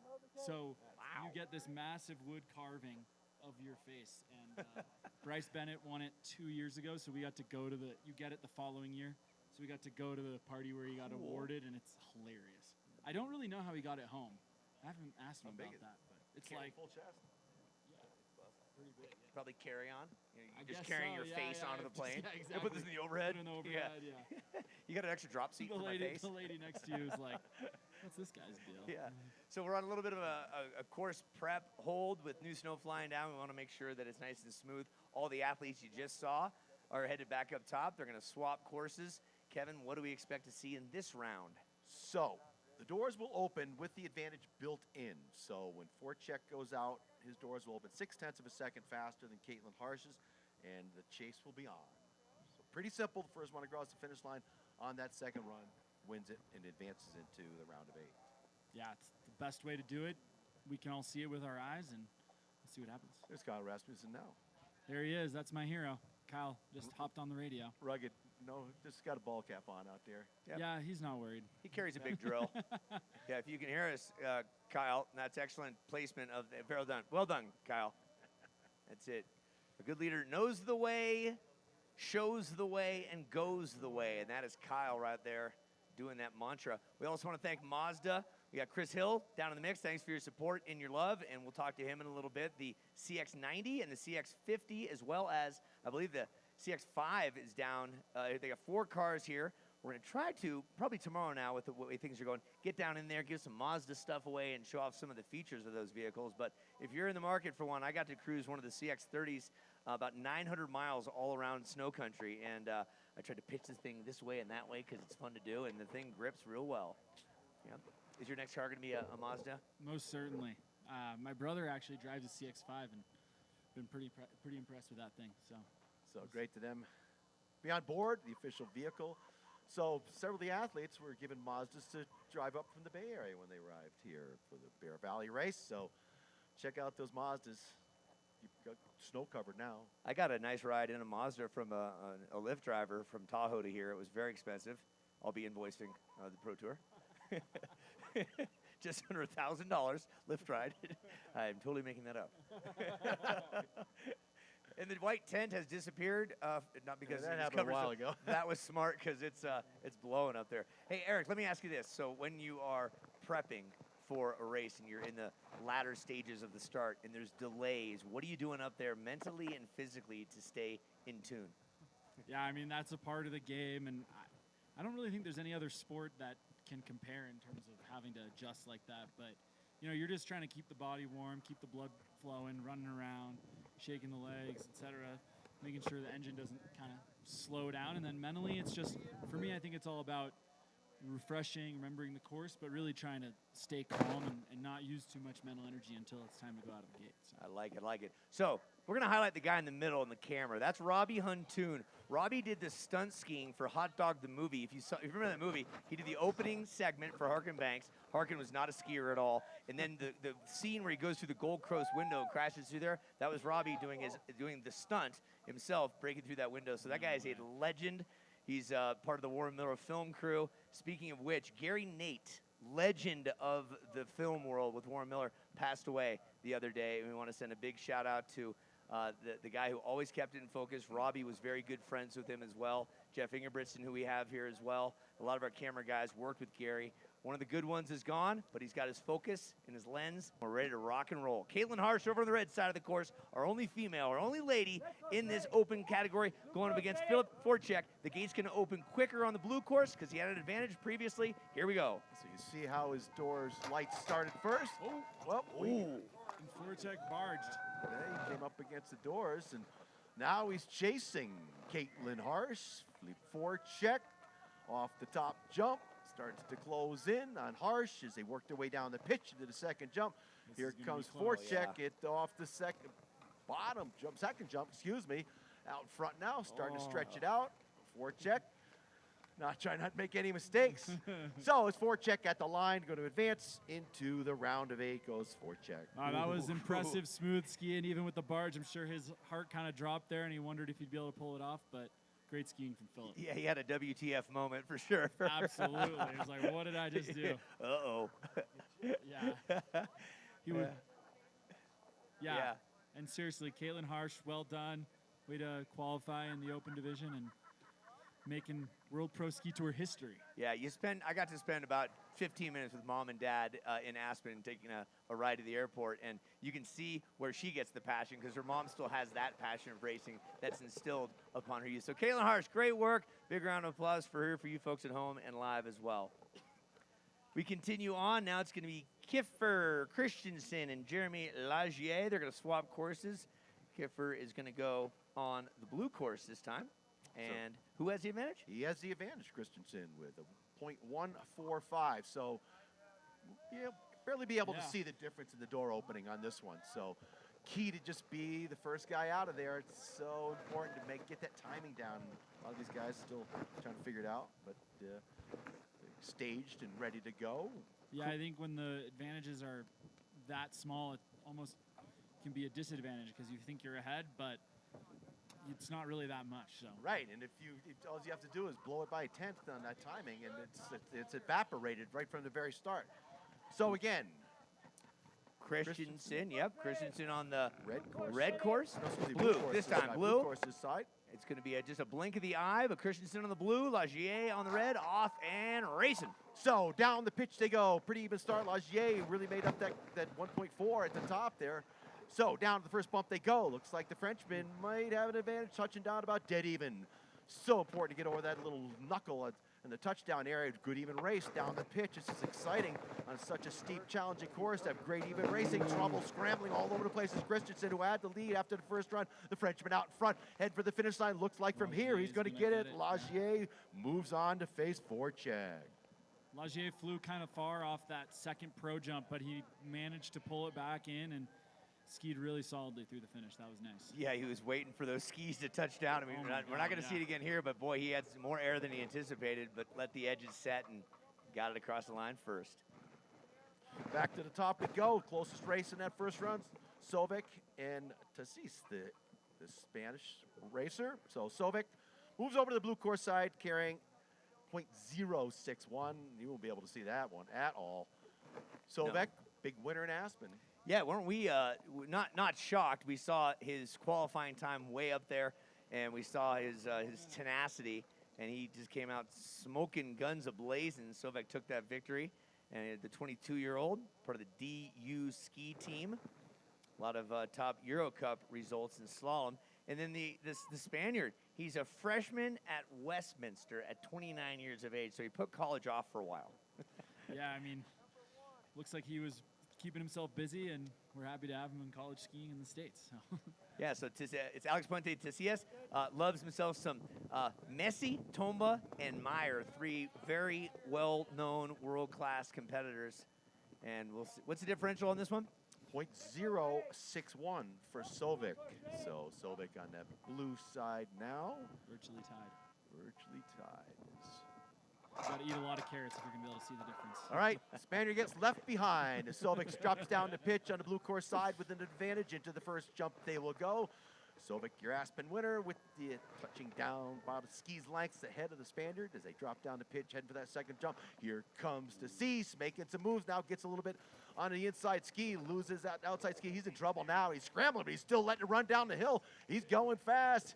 He's trailing now. It's going to be Sovic at the line. He knows it's over. God, was he trying or what, Eric? Yeah, he was really giving it. Yeah, the red course picks up a little bit there, and he was absolutely on the limit. Someone's going to pull that off and make a big comeback one of these days, but unfortunately not for the Spaniard. Let's see who can pull it off. That's so good just to leave that door wide open. Yeah, someone's going to do it. Yeah, I like the way you're thinking there. Does it make you hungry to be back Oh on the my course? God, So it you kills guys me, it froth kills it. Is me, that it drool kills you have me. right Yeah, there? no, it kills me. Okay, let's go to Nick Cohey and Michael Ankeny. Cohey had some tough luck there. They're swapping courses. Nick this time will be on the blue. The 34-year-old father of two. Mama Megan's probably watching at home, and Dad and Mom are here. Next to him is the Joker, Michael Ankeny, out of Buck Hill, Minnesota. What's the differential, Kev? So Cohey gave up a .60. He tried to straighten out the bottom of that red course side, and he was right on the heels of Ankeny. It looked like it was could have been an upset right there, but now he's got a lot of work to do with a .6, but it's doable. Got to ski both runs all the way to get her done. Ankeny, no stranger to the podium, one of the top guys on tour, taking a win on Sunday at our first race in Aspen. So, Ankeny over on the blue course side. His doors will open 0.6 of a second ahead of Cohey's, and away he will go. So powerful out of the start is Ankeny, but Cohey, no stranger. Boom, out goes Ankeny, and down the pitch she goes. Clean and smooth, good high edge angle, top of the turn, working the ski nice. Off the jump goes Ankeny, skis back to the snow. That's where they make the ski a little bit wide-footed there for Ankeny. Still in control, and to the second jump goes Ankeny. So a little Stevie there before he sets up over the pitch. Super steep there when they come over that knoll. Ankeny in control and heading for the round of 8 to face off against Sovic. Ankeny, nice work there. What do you see there, Arvidsson? Michael skied really well. He knew exactly what he was doing. Came out of the gate with a gate advantage and just made his way to the finish. That was really smart skiing and sets him up for a nice rest of the competition. And we thank Ankeny also for his skills coming in here and saying, hey, we got a little redo with the scheduling, and thank him for that as well. He's on his way to the Great 8. Cohey, some great racing. Nice to have you out here. The pride of UNR. And what do you got for us coming up next, Kev? So, supposed to be Simone Breitfuss Kamelander and Max Axelrod. We know Max is now injured. So, Simone will be doing a solo run. He wants to get a feel for the opposite course. Did his first run on the red, so now he's over the blue. He's going to go solo, probably save some energy, but wants to get the feel for the jumps and see if there's any anomalies going on in the course. Yeah, and he's leaving those pants on to slow himself down a little bit, take some risk out of the equation, so we'll see. Should be pretty to watch him ski alone, I'm sure. Yeah, he showed up about a week ago, was at Palisades Tahoe, got a few runs on the World Cup training course on exhibition. They had that thing set about a week ago. They watered it with thousands and thousands of gallons of water, so he got some training in Austria. His coach, Ron Kipp, said he's ready to go, and here's his solo run just to feel it out. Again, just going to coast it out there, Eric, as he makes his way into the first jump, get a feel for the jump, see if there's any difference between the courses. So your defending tour champion, Simone Breitfuss Kamelander, the longest name on tour. Yeah, and also in the World Champs a few years back, he competed in all disciplines. So well-rounded skier, just got that, the typical Austrian passion for skiing. So he's dual citizenship in Bolivia, and he carried the flag into the opening ceremony. Yeah, in Korea. That's right. Man, that looks pretty fun to watch. Definitely getting thirsty, and I think I might have to actually quench that with a sip of this Oasis vibe. Great product placement. Nice timing. SBK, you're moving on to the next round, and you're going to join the likes of either Ketterer or Melde. So Ketterer has the advantage on that pairing, so he's got a .60. He's moved over to the blue side. Sponsored by Mazda now. He's got a Mazda for the season. Little Mazda logo on the helmet there. Yeah, he told me his wife, Racy Stiegler, says he drives it way too fast all the time. But that was Mazdas. They're incredible. They put your foot on the gas and you're gone. He thinks he's on the Autobahn. Oh, yeah, he does. Yep. Oh! This is going to be a mistake. He tries to time it and blew the timing big time. So, Melde is now out in front with looks like he's got 6/10, but boy, he's got some work to do. Is your dual winner last year. Oh, he's all over the place. Ketter is having trouble to the second jump. They go. Looks like he's kind of giving up a little bit. Down the pitch, it's Meldy out front of Ketter. Here comes Ketter. Freight train along. But we know the red course gets a little quicker down here. Here comes Ketter. Is he going to get it? Oh, at the last minute, I think he got it. 0.020. Wow. That was a scrapper. Wow. That was incredible. Yes, from Ketterer gets the win just by the skin of his teeth. Crossed the line. It looked to me like he was giving up for a second. Might the reach have helped there? The reach definitely helped. He probably, he's making up for all those fines in training. He's probably doing it all the time. That was amazing skiing from David. I really thought he lost his outside ski there. He lost his outside ski once or twice, and I thought he was gonna give up, but then he pulled it out. That was amazing. I don't know if we're gonna get a chance to see that start again, but he just saw the disruption for Ketterer, and he had to throw pedal to the metal, which he did. So Ketterer will be going on. You know, the excellent effort. Let's go out with Miha Kuhner and Roman Frost. So Frost has the advantage over Kuhner. Another barge. So Kuhner gets out there. So Kuhner pulling away now over Frost, who had that 6/10 of advantage. Off the top jump goes Kuhner out in front in good shape here. The second of 2 runs in the round of 16. He'll be moving into the round of 8. Don't want to talk too soon, though. You got to get the whole run done. So Kuhner heading for the bottom jump. Touches down in good shape. It's going to be Kuhner moving into the round of 8. Who will he be facing? It appears, Miha, your good luck charm paid off right there. Anya from New York was throwing good vibes there. Unfortunately for Roman Frost, that barge did not pay dividends. No, it's tough. Especially when the times, the beeps start going on different. It's easy to barge it. That was a barge. Oh, he just and then he hit couldn't that. get the poles down right after either. That has got to be frustrating. Rookie move. Yeah, rookie move.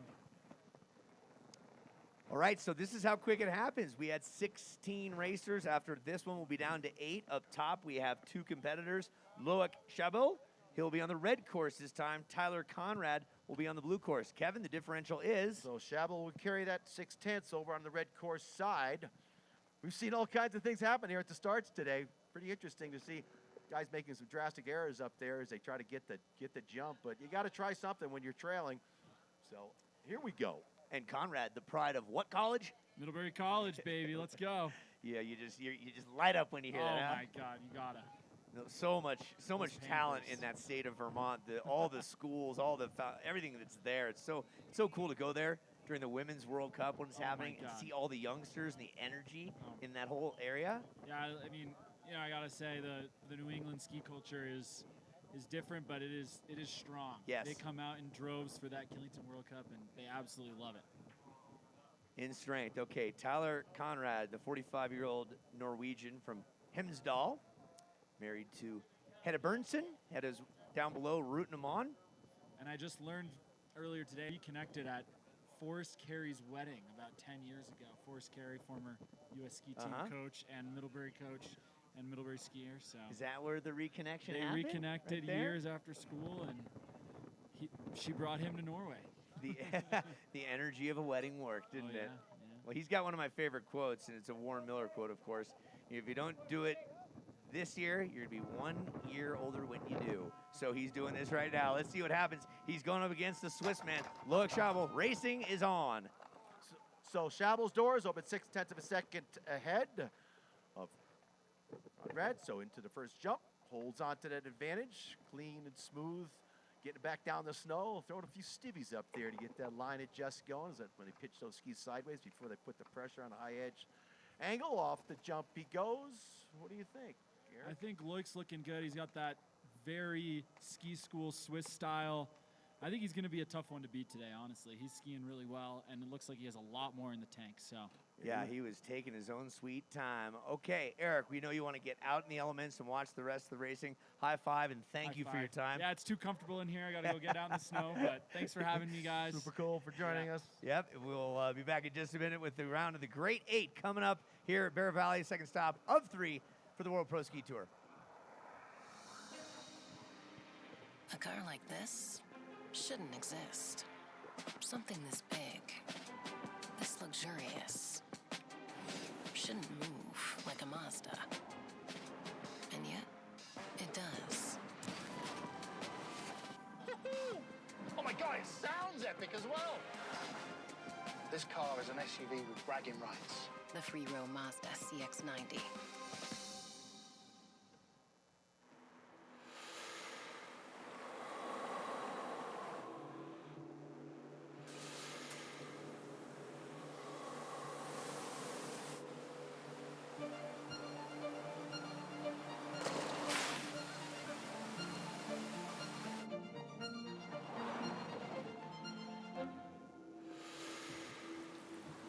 Introducing the first ever Mazda CX-50.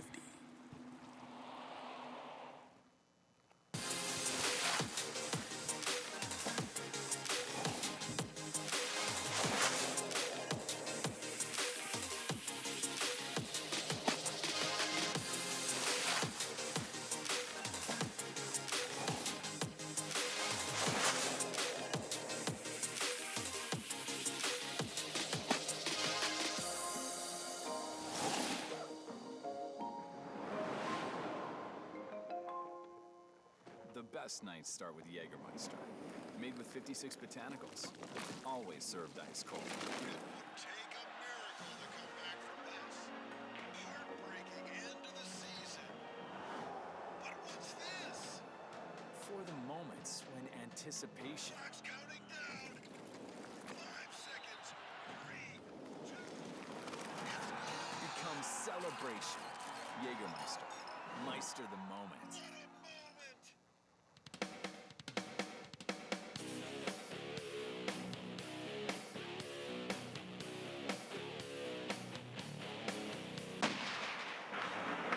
what a moment. 1-800-BUY-TOUGH.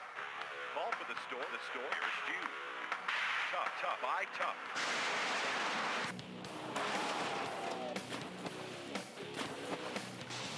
For the best deal on the best shed or garage, visit toughshed.com. In general, ski racing is a pretty tough sport. Racers ready?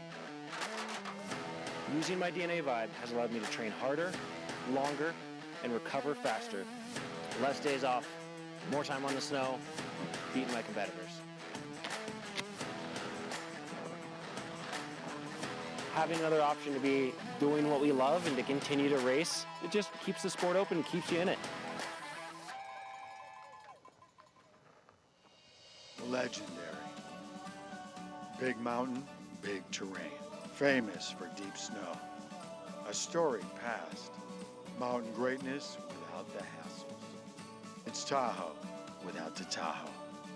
Get there on scenic Highway 4. Oh yeah, the bear is back. Visit bearvalley.com.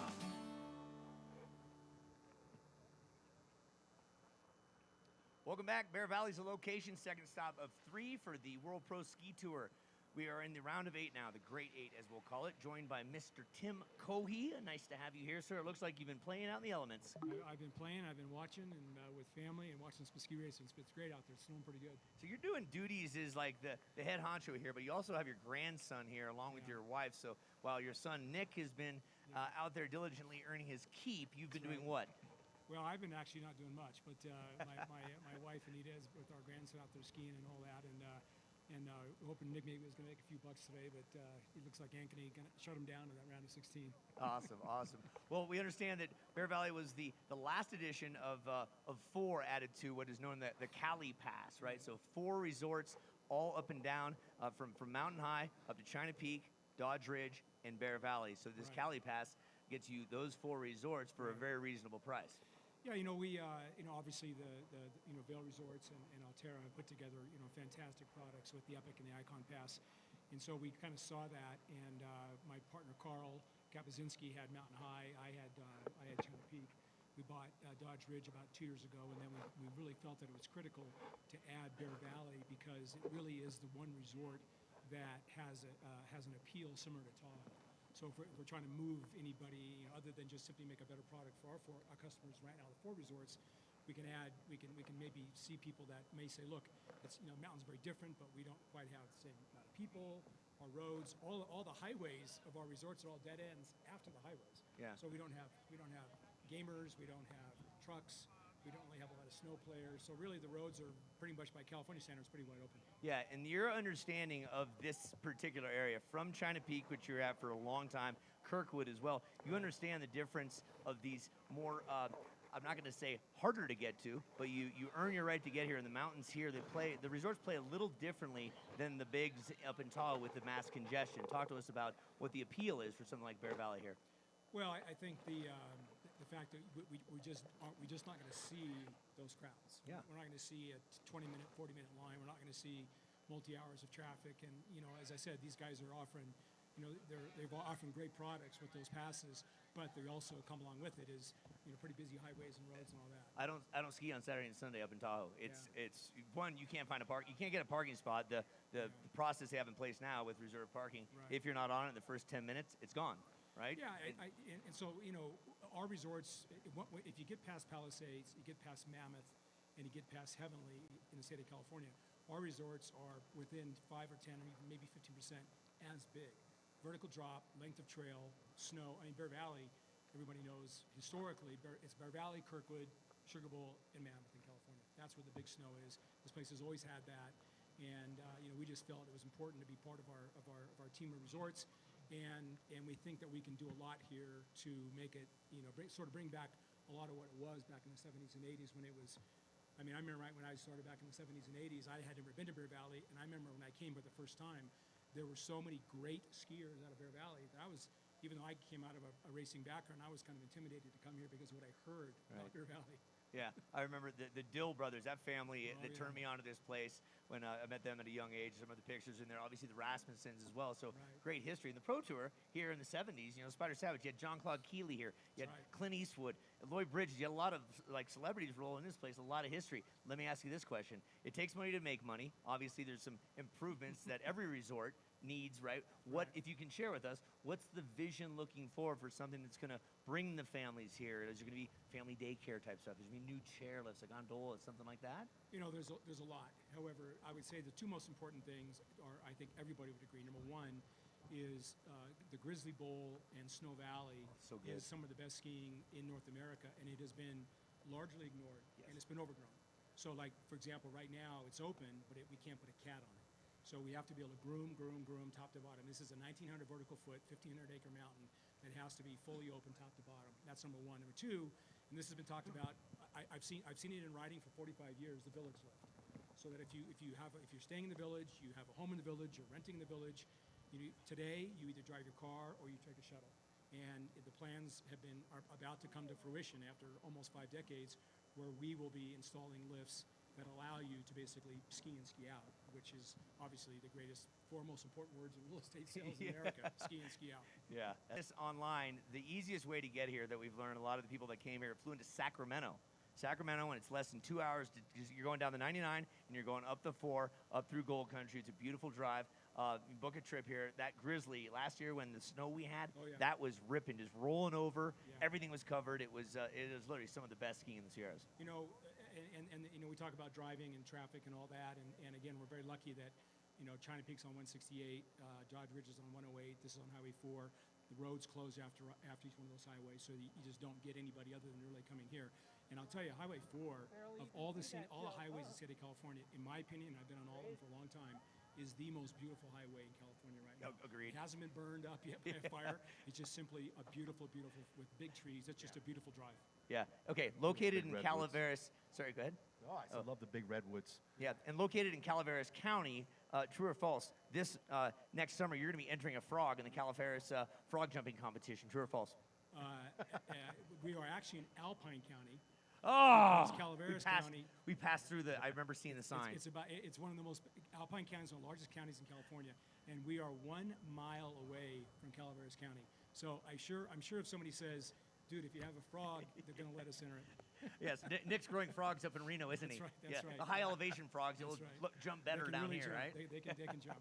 That's great. His name is Nick Coe. He's a very busy man. His son has been eliminated from the round of 16. Anything you'd like to say to your son out there who's given it his all? He's given you a couple of grandchildren as well. Well, listen, he's probably one of the oldest guys out there. He was a great skier. He skied for Utah and was a multi-captain and All-American. He was top 3 in the U.S. Nationals. He skied World Cup. He was an Oran Cup winner. He had a great career, but now he decided. He told me now. He says, "Look, if you guarantee we have 2 GSs next year, I'll be back." That's it. And you've got a massive staff here. I saw you're out here. You were there late last night at the welcome party. You were here early this morning. You got a staff out there. Anything you'd like to say to the staff? Hold the fort down.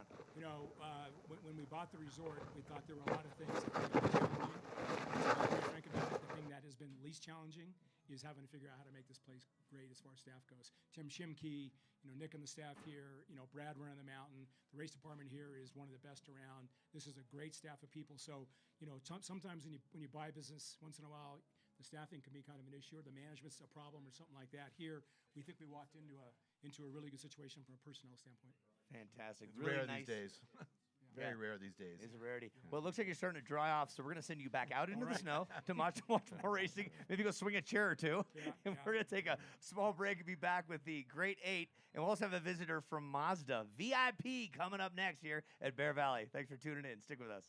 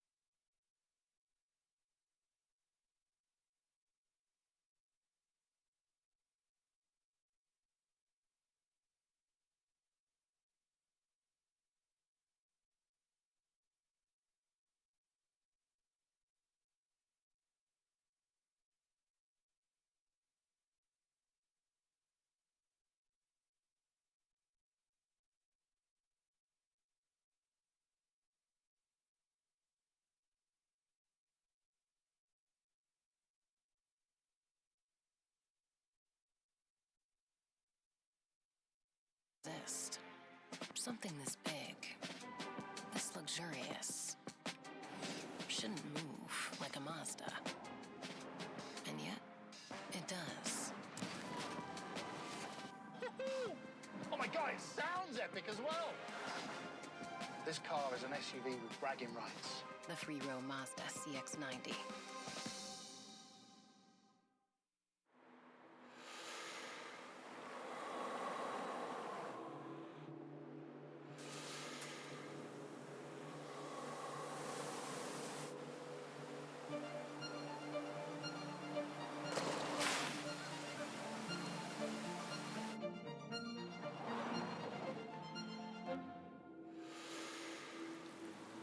Introducing the first ever Mazda CX-50. Welcome back. Bear Valley is the location. We're getting ready for the Great 8, just a few minutes away from that. But right now, we're joined by Mr. Chris Hill. He's got a Mazda hat on for a reason. So you get paid the big bucks in Mazda. What is your official title? Hey, Uncle E, it's good to see you again. My official title is Senior Manager of Content and Sponsorships. So I get the opportunity to come to the World Pro Ski Tour events and represent Mazda and help the World Pro Ski Tour grow. And I understand there are 4 vehicles. We've been stuck in a warm shed right here. 4 vehicles throughout. So the people that are listening, what vehicles do you have here? Yeah, we did have the opportunity to put some athletes in vehicles. We put them at San Francisco Airport. A bunch of athletes flew in there. So we've got the CX-5, which is our #1 selling SUV. Has been the #1 selling SUV for quite some time. We also have our brand new CX-50, which is designed for the outdoors. So we had an athlete drive that up. We have 2 of those actually. And then we have our new 3-row CX-90, 3-row crossover SUV. It can seat up to 8, has up to 340 horsepower, really meant for All these families that are coming up to the mountains, standard all-wheel drive, great family car, great in the mountains. Perfect for weather like this, like we're having today. Testing them today. Absolutely. That's right. So your job, you've been doing this for some time. What are some of the things you're looking for from a partnership or a sponsorship perspective to, I guess, get your bang for your buck? Yeah, Uncle Lee, that's a great question. You know, when we align with partners, we really look to see that they have the same values that Mazda has. And what we were excited about the World Pro Ski Tour is they shared 3 key values that Mazda has. That's challenger spirit. Nothing's more exciting than watching athletes compete, watching come-from-behind victories, watching favorites win or favorites get knocked out by an up-and-coming racer. Mazda has a history of that. We've got a long, rich history in motorsports. The only Japanese manufacturer to win Le Mans, the 24 Hours of Le Mans with a rotary engine. We went on in motorsports to punch above our weight, win the 12 Hours of Sebring, 6 hours of Watkins Glen, and sports car racing with IMSA. So that value is super important to us, challenger spirit. You know what else is great about the World Pro Ski Tour is the hospitality that it gives to the racers. Mazda really believes in that too. We use a Japanese word called omotenashi. It really means hospitality, but not just putting on a party. It means anticipating the needs of your customers, anticipating the needs of your racers, anticipating the needs of your clients when they come into the dealership. World Pro Ski Tour does that. Mazda does that at every one of our retailers across the nation. And then the final value that we really like that the World Pro Ski Tour shares with Mazda is what we call radically human. World Pro Ski Tour puts on these races with input from the racers. They take feedback from the racers on the courses. They really make this about an experience where the racers can excel, either extending their pro career or, like I said before, new racers coming up and getting a taste of what it's like to race against some of these veterans. So those 3 key values of radically human, challenger spirit, and omotenashi just aligns perfectly with Mazda, and we're happy to be a part of it. I like that. Kevin, anything on your mind over there? So, Chris, what do you drive as a daily driver? I have a couple Mazdas. So my wife drives a CX-90, 3-row crossover, and then I drive a CX-50. It's perfect for my outdoor lifestyle, perfect for coming up to the mountains or going out mountain biking on the weekends. No sports car in the garage? Not yet. Sports car in the garage. I have borrowed an MX-5 occasionally. That's our sports car, our 2-seat sports car, formerly known as the Miata, MX-5 Miata. That car is the #1 sports car. We've sold over 1.5 million of those across the country since Mazda's been in business in the U.S. I think it's the biggest form of racing and sports car club of America. It is, that's right. So in SCCA, Mazda has 63% market share. So on any given weekend, there are more Mazda-powered vehicles raced than any other brand in the country. So some of the closest racing you'll see in any form of motorsports of that class. Absolutely, yeah. In the grassroots racing, the SCCA, but then also Mazda has its own single-make series called MX-5 Cup. We race on IMSA weekends. That is amazing racing, too. Much like the World Pro Ski Tour, you get young racers coming up, developing themselves. You get some veteran racers who are making a living in MX-5 Cup, managing teams and having people pay to drive their cars. And limited performance modifications allowed. Oh yeah, they're spec cars, so they can fine-tune the suspension settings, but all the same horsepower. It's really a driver's race. It's really a driver's series. It gives people an opportunity to hone their racecraft. So I ask you this: you mentioned a word, yet. So yet. You're eligible too. You're going to have a sports car someday, I think, in your garage. Absolutely. I am absolutely, yes. Okay, so you're an ocean guy, but you're also a mountain guy. Tell us a story about Bear Valley that's floating in your past about this area when you're a youngster. Uncle E, I'm glad you asked. When I pulled up here, I really got a sense of nostalgia. It's kind of a shame to say, but over 40 years ago, that's how old I am. Over 40 years ago, my dad used to bring my family up here, my brothers and sisters up here. We'd pile in the back of a truck. We had a camper shell in the back of the truck. I grew up in the Santa Cruz area. We'd pile in the back in sleeping bags at 4 a.m. We'd sleep on the way up. My dad would drive us up here. We'd get out, ski all day, pile back in the truck on the way down, sleep in the back as he drove us back home. So I have fond memories of lots of fun day trips with my folks up That there. is full family truckster style right there. Absolutely. High five to Dad. Yeah. That's a testament to the... in the back in sleeping bags, 0 seatbelts. Right. That's a testament to the late 70s. I don't recommend that now. Mazdas are safe. Got great safety tips. Don't throw your kids in the back without seatbelts. Chris Hill, thank you very much. We've got some goggle covers here that we are going to be giving out to the crowd a little later on. We'll throw into you folks there at home. Good catch. And we'll be back after a short break. Stick with us, Chris, for the racing that's coming up here. We thank Mazda for their support and their sponsorship. And we'll be back to Bear Valley with the Great 8 when we return. Thanks a lot.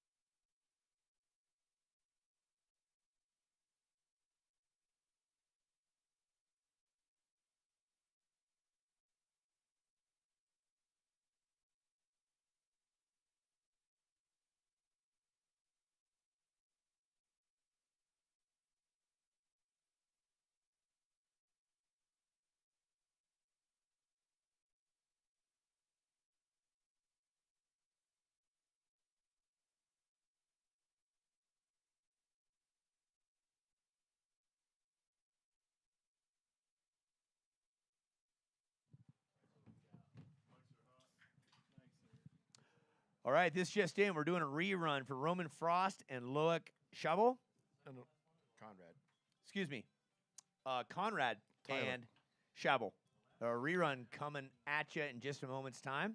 Due to some technical difficulties, we got to make sure it's all right.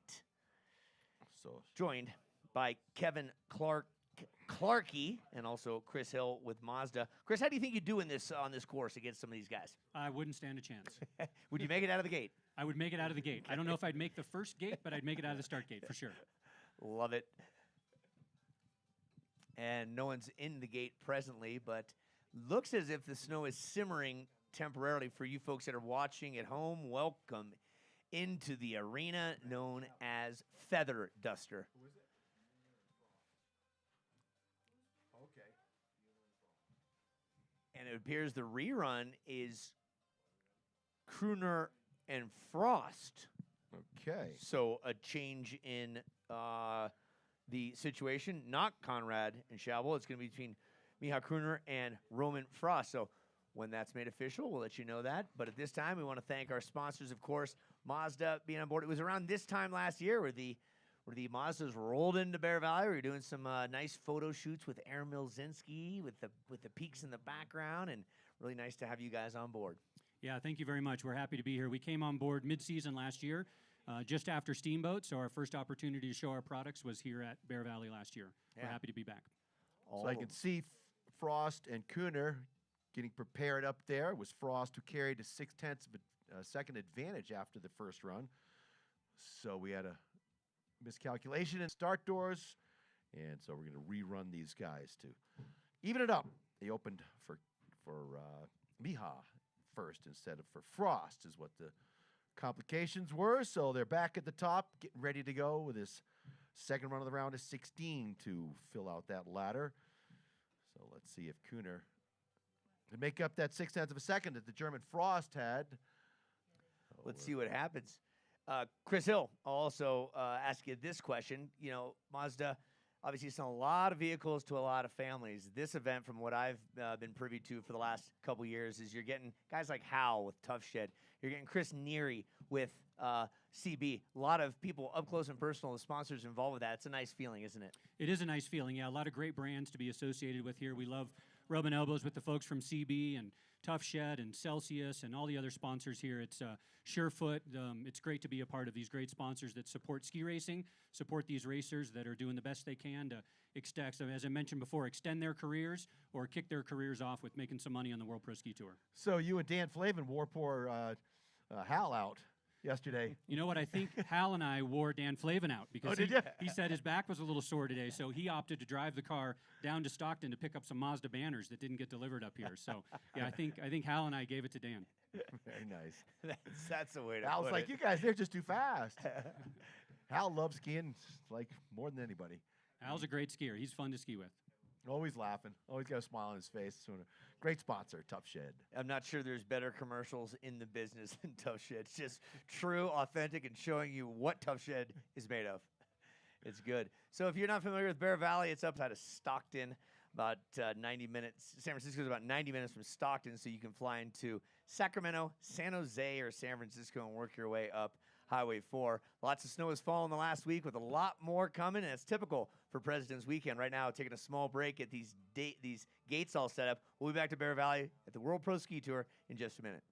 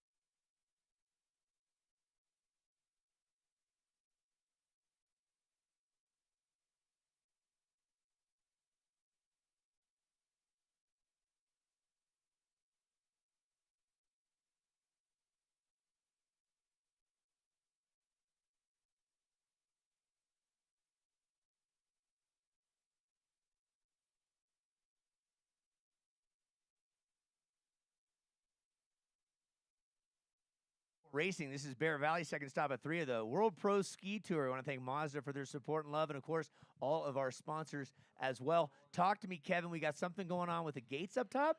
So the controller that allows us to program the doors to open with the differential built in this nasty weather is giving us trouble. So we're going to open the doors evenly, and then we will explain who advances when they get to the finish line. So, for example, right now, Frost has a 6/10 advantage over Cooner.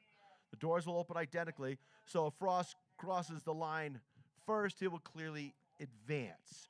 Now, if Cooner crosses the line first, it might not be by enough. So just the way we had to do it in the old days. So if Cooner wins the run, but only by 5/10, he does not advance. So okay, so the result will be decided afterwards, obviously based on time. Sure. So we'll just know, like, again, if Miha wins the run by 5/10, so he won't advance. He needed to win it by 0.60. So okay, it's a rerun. Miha Cooner and Roman Frost, they are on course, coming at you. So down to pitch. It's Cooner over on the red course side. It looks like he has a little bit of an edge, but not near enough to make up 6/10 of a second. So all Frost has to do is keep it close, not let him get too this earlier. You can pace the guy. You know you have 6/10 of second advantage, but you don't want to get him not too far out. Here goes Miha starting to stretch it out on the red course side. He's going to cross first. Is it enough? Oh, it's going to be close. And the advantage, Bob. We will make sure that this is quick, accurate. So he wins the run. I don't think it's 6/10. So Bob, our timer, is doing some quick math over there to get the differential. So again, 6/10 is what Cooner is praying for here. The naked eye says it's somewhere about half of that. So he wins the run by 0.22, not enough to make up the 6/10. So we'll keep that clear for you as we go through the rounds. So again, Frost gets the advantage. So that Frost will advance. Frost advances. Excuse me, that was the second run. So Frost advances there. Now we have our field set for the round of 8. It's going to be Forchek and Lagier, Sovek and Ankeny, SBK, that's Simon Kamalander, Breitflus, and then Ketterer, and then Frost and Schabel will be going together. We're going to get them locked and loaded up in the gate and continue on with the racing here.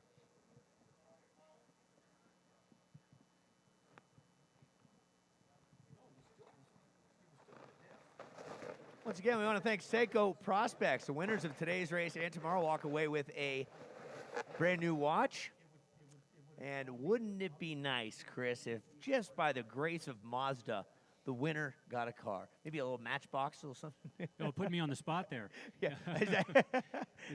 No, I know that's a huge ask. I've been asked, and I've been involved with the cars that have been given out, and it's just not something that happens overnight. Yeah, you know what we're pleased to do is with the World Pro Ski Tour, we have 3 cars as part of the deal. So we've got a car in Denver, and then we've got 2 athletes driving cars in their home market. So it's kind of up to the World Pro Ski Tour who they give those cars to, but it's a great opportunity for us to get exposures in places like Vermont or Jackson or wherever these athletes live. So we do provide vehicles, just we haven't quite got to the point where we're going to give one to the winner yet. But hey, athletes out there, that doesn't mean you need to let up. Get out there and work for that prize money. Because with that prize money, I know a guy. We can get you a down payment on a Mazda. I know a guy.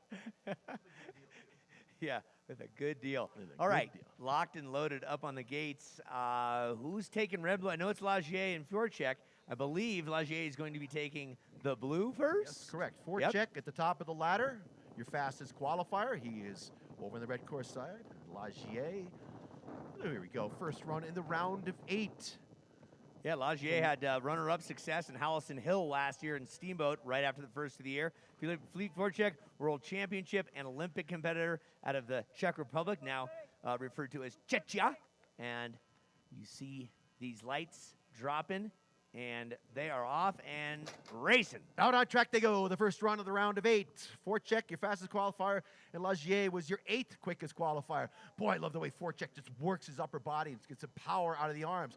So he's out in front now. Forchek starting to pull away as he goes down the pitch, gets a big energy out of the ski. Giant guy, he can really put some pressure on that ski. Here comes the Frenchman now. Oh, ran super wide there, gave that up big time. It's going to be Forchek touching down to the bullet. He goes across the finish line. He goes with the advantage of a .888. We will assign that max differential, so he gets .60 on that second run. Uncle Lee? Yeah, Fjorchek, his dad was a pro tennis player, and also Fjorchek walked away with the Colorado Snow Sports Hall of Fame Skier of the Year back in 2022, so he's dedicated to it. And let me ask you this, what do you see on that race there, Mr. Hill? I saw one little mistake that cost him just a little bit of time. These guys ski with such precision. It's so fun to watch. Yeah, we can all learn a little something right there. And again, as Eric Arvidsson said, when you're next to somebody coming down the mountain, it can just really play with you mentally. And speaking of good mental shenanigans, this guy, Michael Ankeny, the Joker, he's up there. He's focused. He's on the blue course. Who's he going up against, Clarky? He's going against Sovek. So this is your two winners from Aspen. So somebody's going to be upset at the end of these two runs. Yeah, we saw these guys in the time trials going up against one another, and we kind of foreshadowed saying, hey, might this be something we see in the finals? It's not going to be. This is the round of 8. After these two runs between these two guys, one will go home, and one will be in the round of 4. So Ankeny on the blue side won on Sunday at Aspen. Sovek won the Saturday race. Let's see what they have. Doors open, and out on track they go. Looks like a good clean start. Both these guys, maybe Sovek got a jump on Ankeny, the master from behind the start gates into the first bump. Sovek, Ankeny all twisted around. Tough break for the American. Ankeny got caught in some soft snow. I don't know exactly. We'll do a rerun on that. Well, that's going to be a .6 advantage going to Sovek. I'll tell you what, Kev and Chris, I looked down at my paper. I looked up and he was down. That's how quick it happens. I bet it was quicker for the Joker. Yeah, Wow. He's not going to be happy with that. Let's see what happens. So, got a little bit low and late there. Comes in on this turn. Everything seems to be good there. It all goes bad right here. Lost the outside ski. Ooh. And then he crosses his tips, and there was no saving it then. Goes for the dive, trying to protect himself from that gate on the top of the jump, and he dribbles over the edge back to his feet. So, tough break for Ankeny. The two winners from Aspen. Yeah, and you can see he's holding that left side because he just augured the shoulder and his hip into that rut, and it is much firmer than it looks on TV. So good luck for Ankeny on the recovery here. We'll set the stage now for the next battle. It's going to be Simon Breitfuss-Kammerlander, the Austrian, going up against the German David Ketterer. So, news, Simone Breitfuss-Kammerlander is pulled out of the competition. Oh, that just happened. Okay. So it's going to be Ketterer with 2 solo runs here. If I was him, I might opt to not take those 2 runs and save some energy, but he's decided he's going to keep getting the feel for the course because the course will change as we make our way through the rounds. I imagine he'll just ski it at about 75%. Hard to just ski at 75%. It's so steep and so demanding. You can't really let up and coast it. It's not an easy hill to coast on. Could you coast on this one at any time, Mr. Hill? I could side slip all the way down. We actually could use some slippers up there. Anyway, local time is almost 3:45 right now. We'll have the lifts running until we get finished. This is the first run of the round of 8, and this is Mr. Ketterer going solamente, and he'll do this twice just to get a feel for how the blue course is shaping up, and then he'll go to the red on the second round. So Ketterer, back-to-back wins last year here. Got some work to do to get that done this weekend, but he's still in there. I'm sure he's glad he doesn't have to face Simone in this round. Have to get an update on what's going on with Simone. That's tough break for the tour defending champion, Simone Breitfuss-Kammerlander. David Ketterer coasts across the finish line. Yeah, big shout out to Racy Stiegler, longtime staple of the U.S. ski team. They've got a baby, Rosie, at home, coming up on, I think, around 2 years of age, and doing it for the love of skiing. Nice job, Mr. Ketterer. So, Roman Frost and the Frenchman, Chablis, up next. Frost on the red course side. Chablis on the blue. We'll do a short break, and we'll be back with that next pair.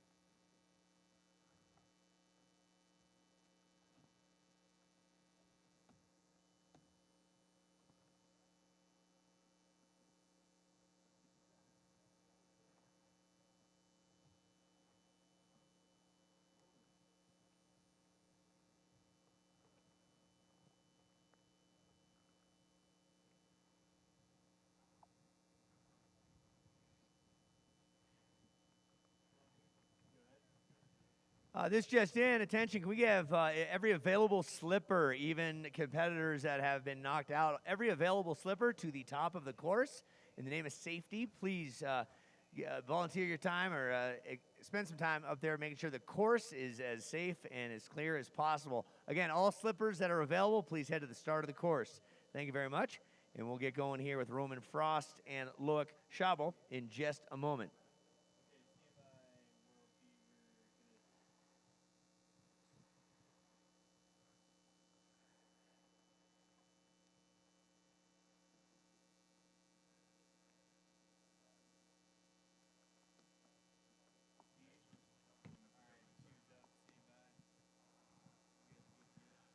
All right, we are ready to rock and roll for the final run of the first round of the quarterfinals, or the Great Eight. Who do you see up there, Kev? So Frost and Chablis will be stepping in behind the doors. Frost waiting for him to appear over the red side. And Loic Schabel from VR's Switzerland, the 23-year-old Westminster College ski team. He's on your screen right now. Dancing out of the round with Miha Kuhner, the 24-year-old German national team member. There is the big guy right there, proudly rocking the German colors. He's on the red course. So making the final preparations, getting the poles planted, waiting for the start cadence. Kevin Kiley, Red course ready. chef we call him, our starter. Blue course ready. Mark up there helping him. There's the colors. Drop in, drop Here in, we go. drop First in. run in the round of 8 for these two. Frost and Chablis coming down to pitch. Looks like dead even race as they head for the first bump. Looks like maybe Frost with a little bit of advantage. Not from this angle. Touching down. Chablis on that blue side now. Here comes Frost, freight training along, pulling alongside him. Over the second jump he goes. It's Frost out in front, putting together a good run. Quick feet for Frost, getting that edge quick. Direction change done. Frost out in front, charging hard. It's going to be Frost at the line, and we got a win for Frost by 2-4-3. 4-3 for Roman Frost. .243, so Frost just keeping it lean and mean. And there's the shot of the finish coming across to Chablis, and that's going to make, that just might make all the difference going into the next round. So that is the first run in the round of 8. We'll send everybody back up to the top. And we should be ready to go shortly with Fjorchek and Lagier, Sovek and Ankeny. Ketterer is going to go solo, and then Frost and Schabel.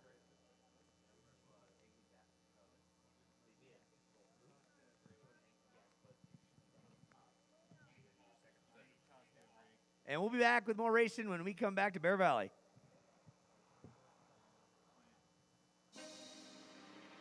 A car like this shouldn't exist.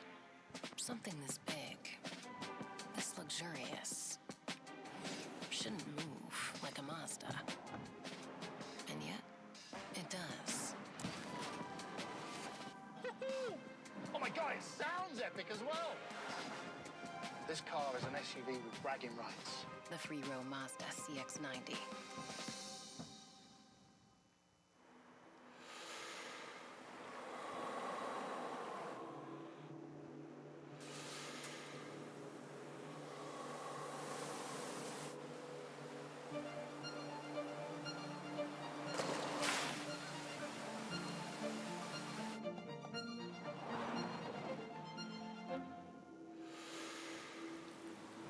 Introducing the first ever Mazda CX-50.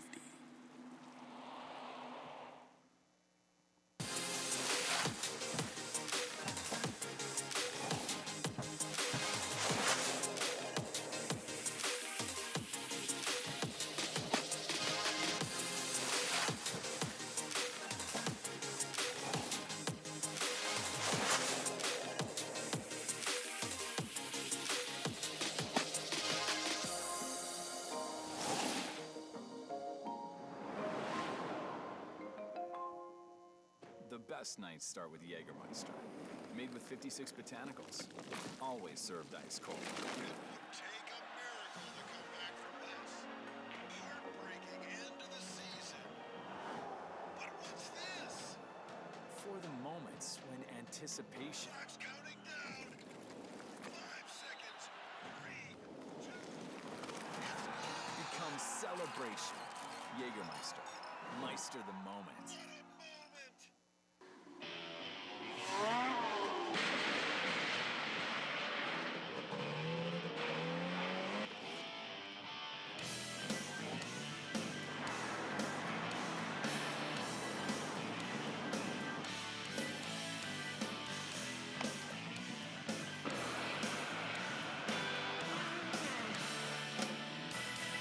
the best deal on the best shed or garage, visit toughshed.com. For more than half a century, Seiko has been supporting athletes in their efforts to be the best. Now, we want to bring this reliable technology to anyone striving for a goal. Because a split second can change everything. Keep going forward. Prospects. It is crunch time. We are ready to rock and roll with the second run of the Great Eight. It's going to be Philip Forchek against Jeremy Lagier. Forchek has a 0.6 of an advantage over Lagier, and they're going to swap sides right now, and we should load them any minute now. Thanks for tuning in to this second edition of the World Pro Ski Tour. Uncle Lee alongside Clarky. What's happening, my brother? So, with this 0.6 of advantage that Forchek has, he's probably going to pace Lagier. The doors are going to open simultaneously because of the weather. We've lost our ability to program the doors. So when they go across the finish line, let's just set the stage. For example, if Lagier wins, we saw it happen before when we went to this. You can win the run but not win the race. So if you don't make up the 0.6 of a second, you make up 5.9, you do not win. You need to make up that full differential. This is the max differential. Here so go the here colors. we go. So Forchek gets a good start on the blue side. Lagier loses the outside ski right off the back. But Lagier, he's been skiing well.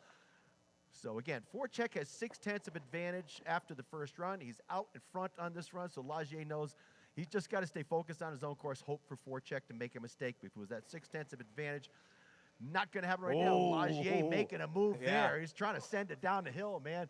That was some great edge changes there. He might win the run, but he's not going to advance. It's going to be Lagier wins by 0.065 and needed to make up 0.6.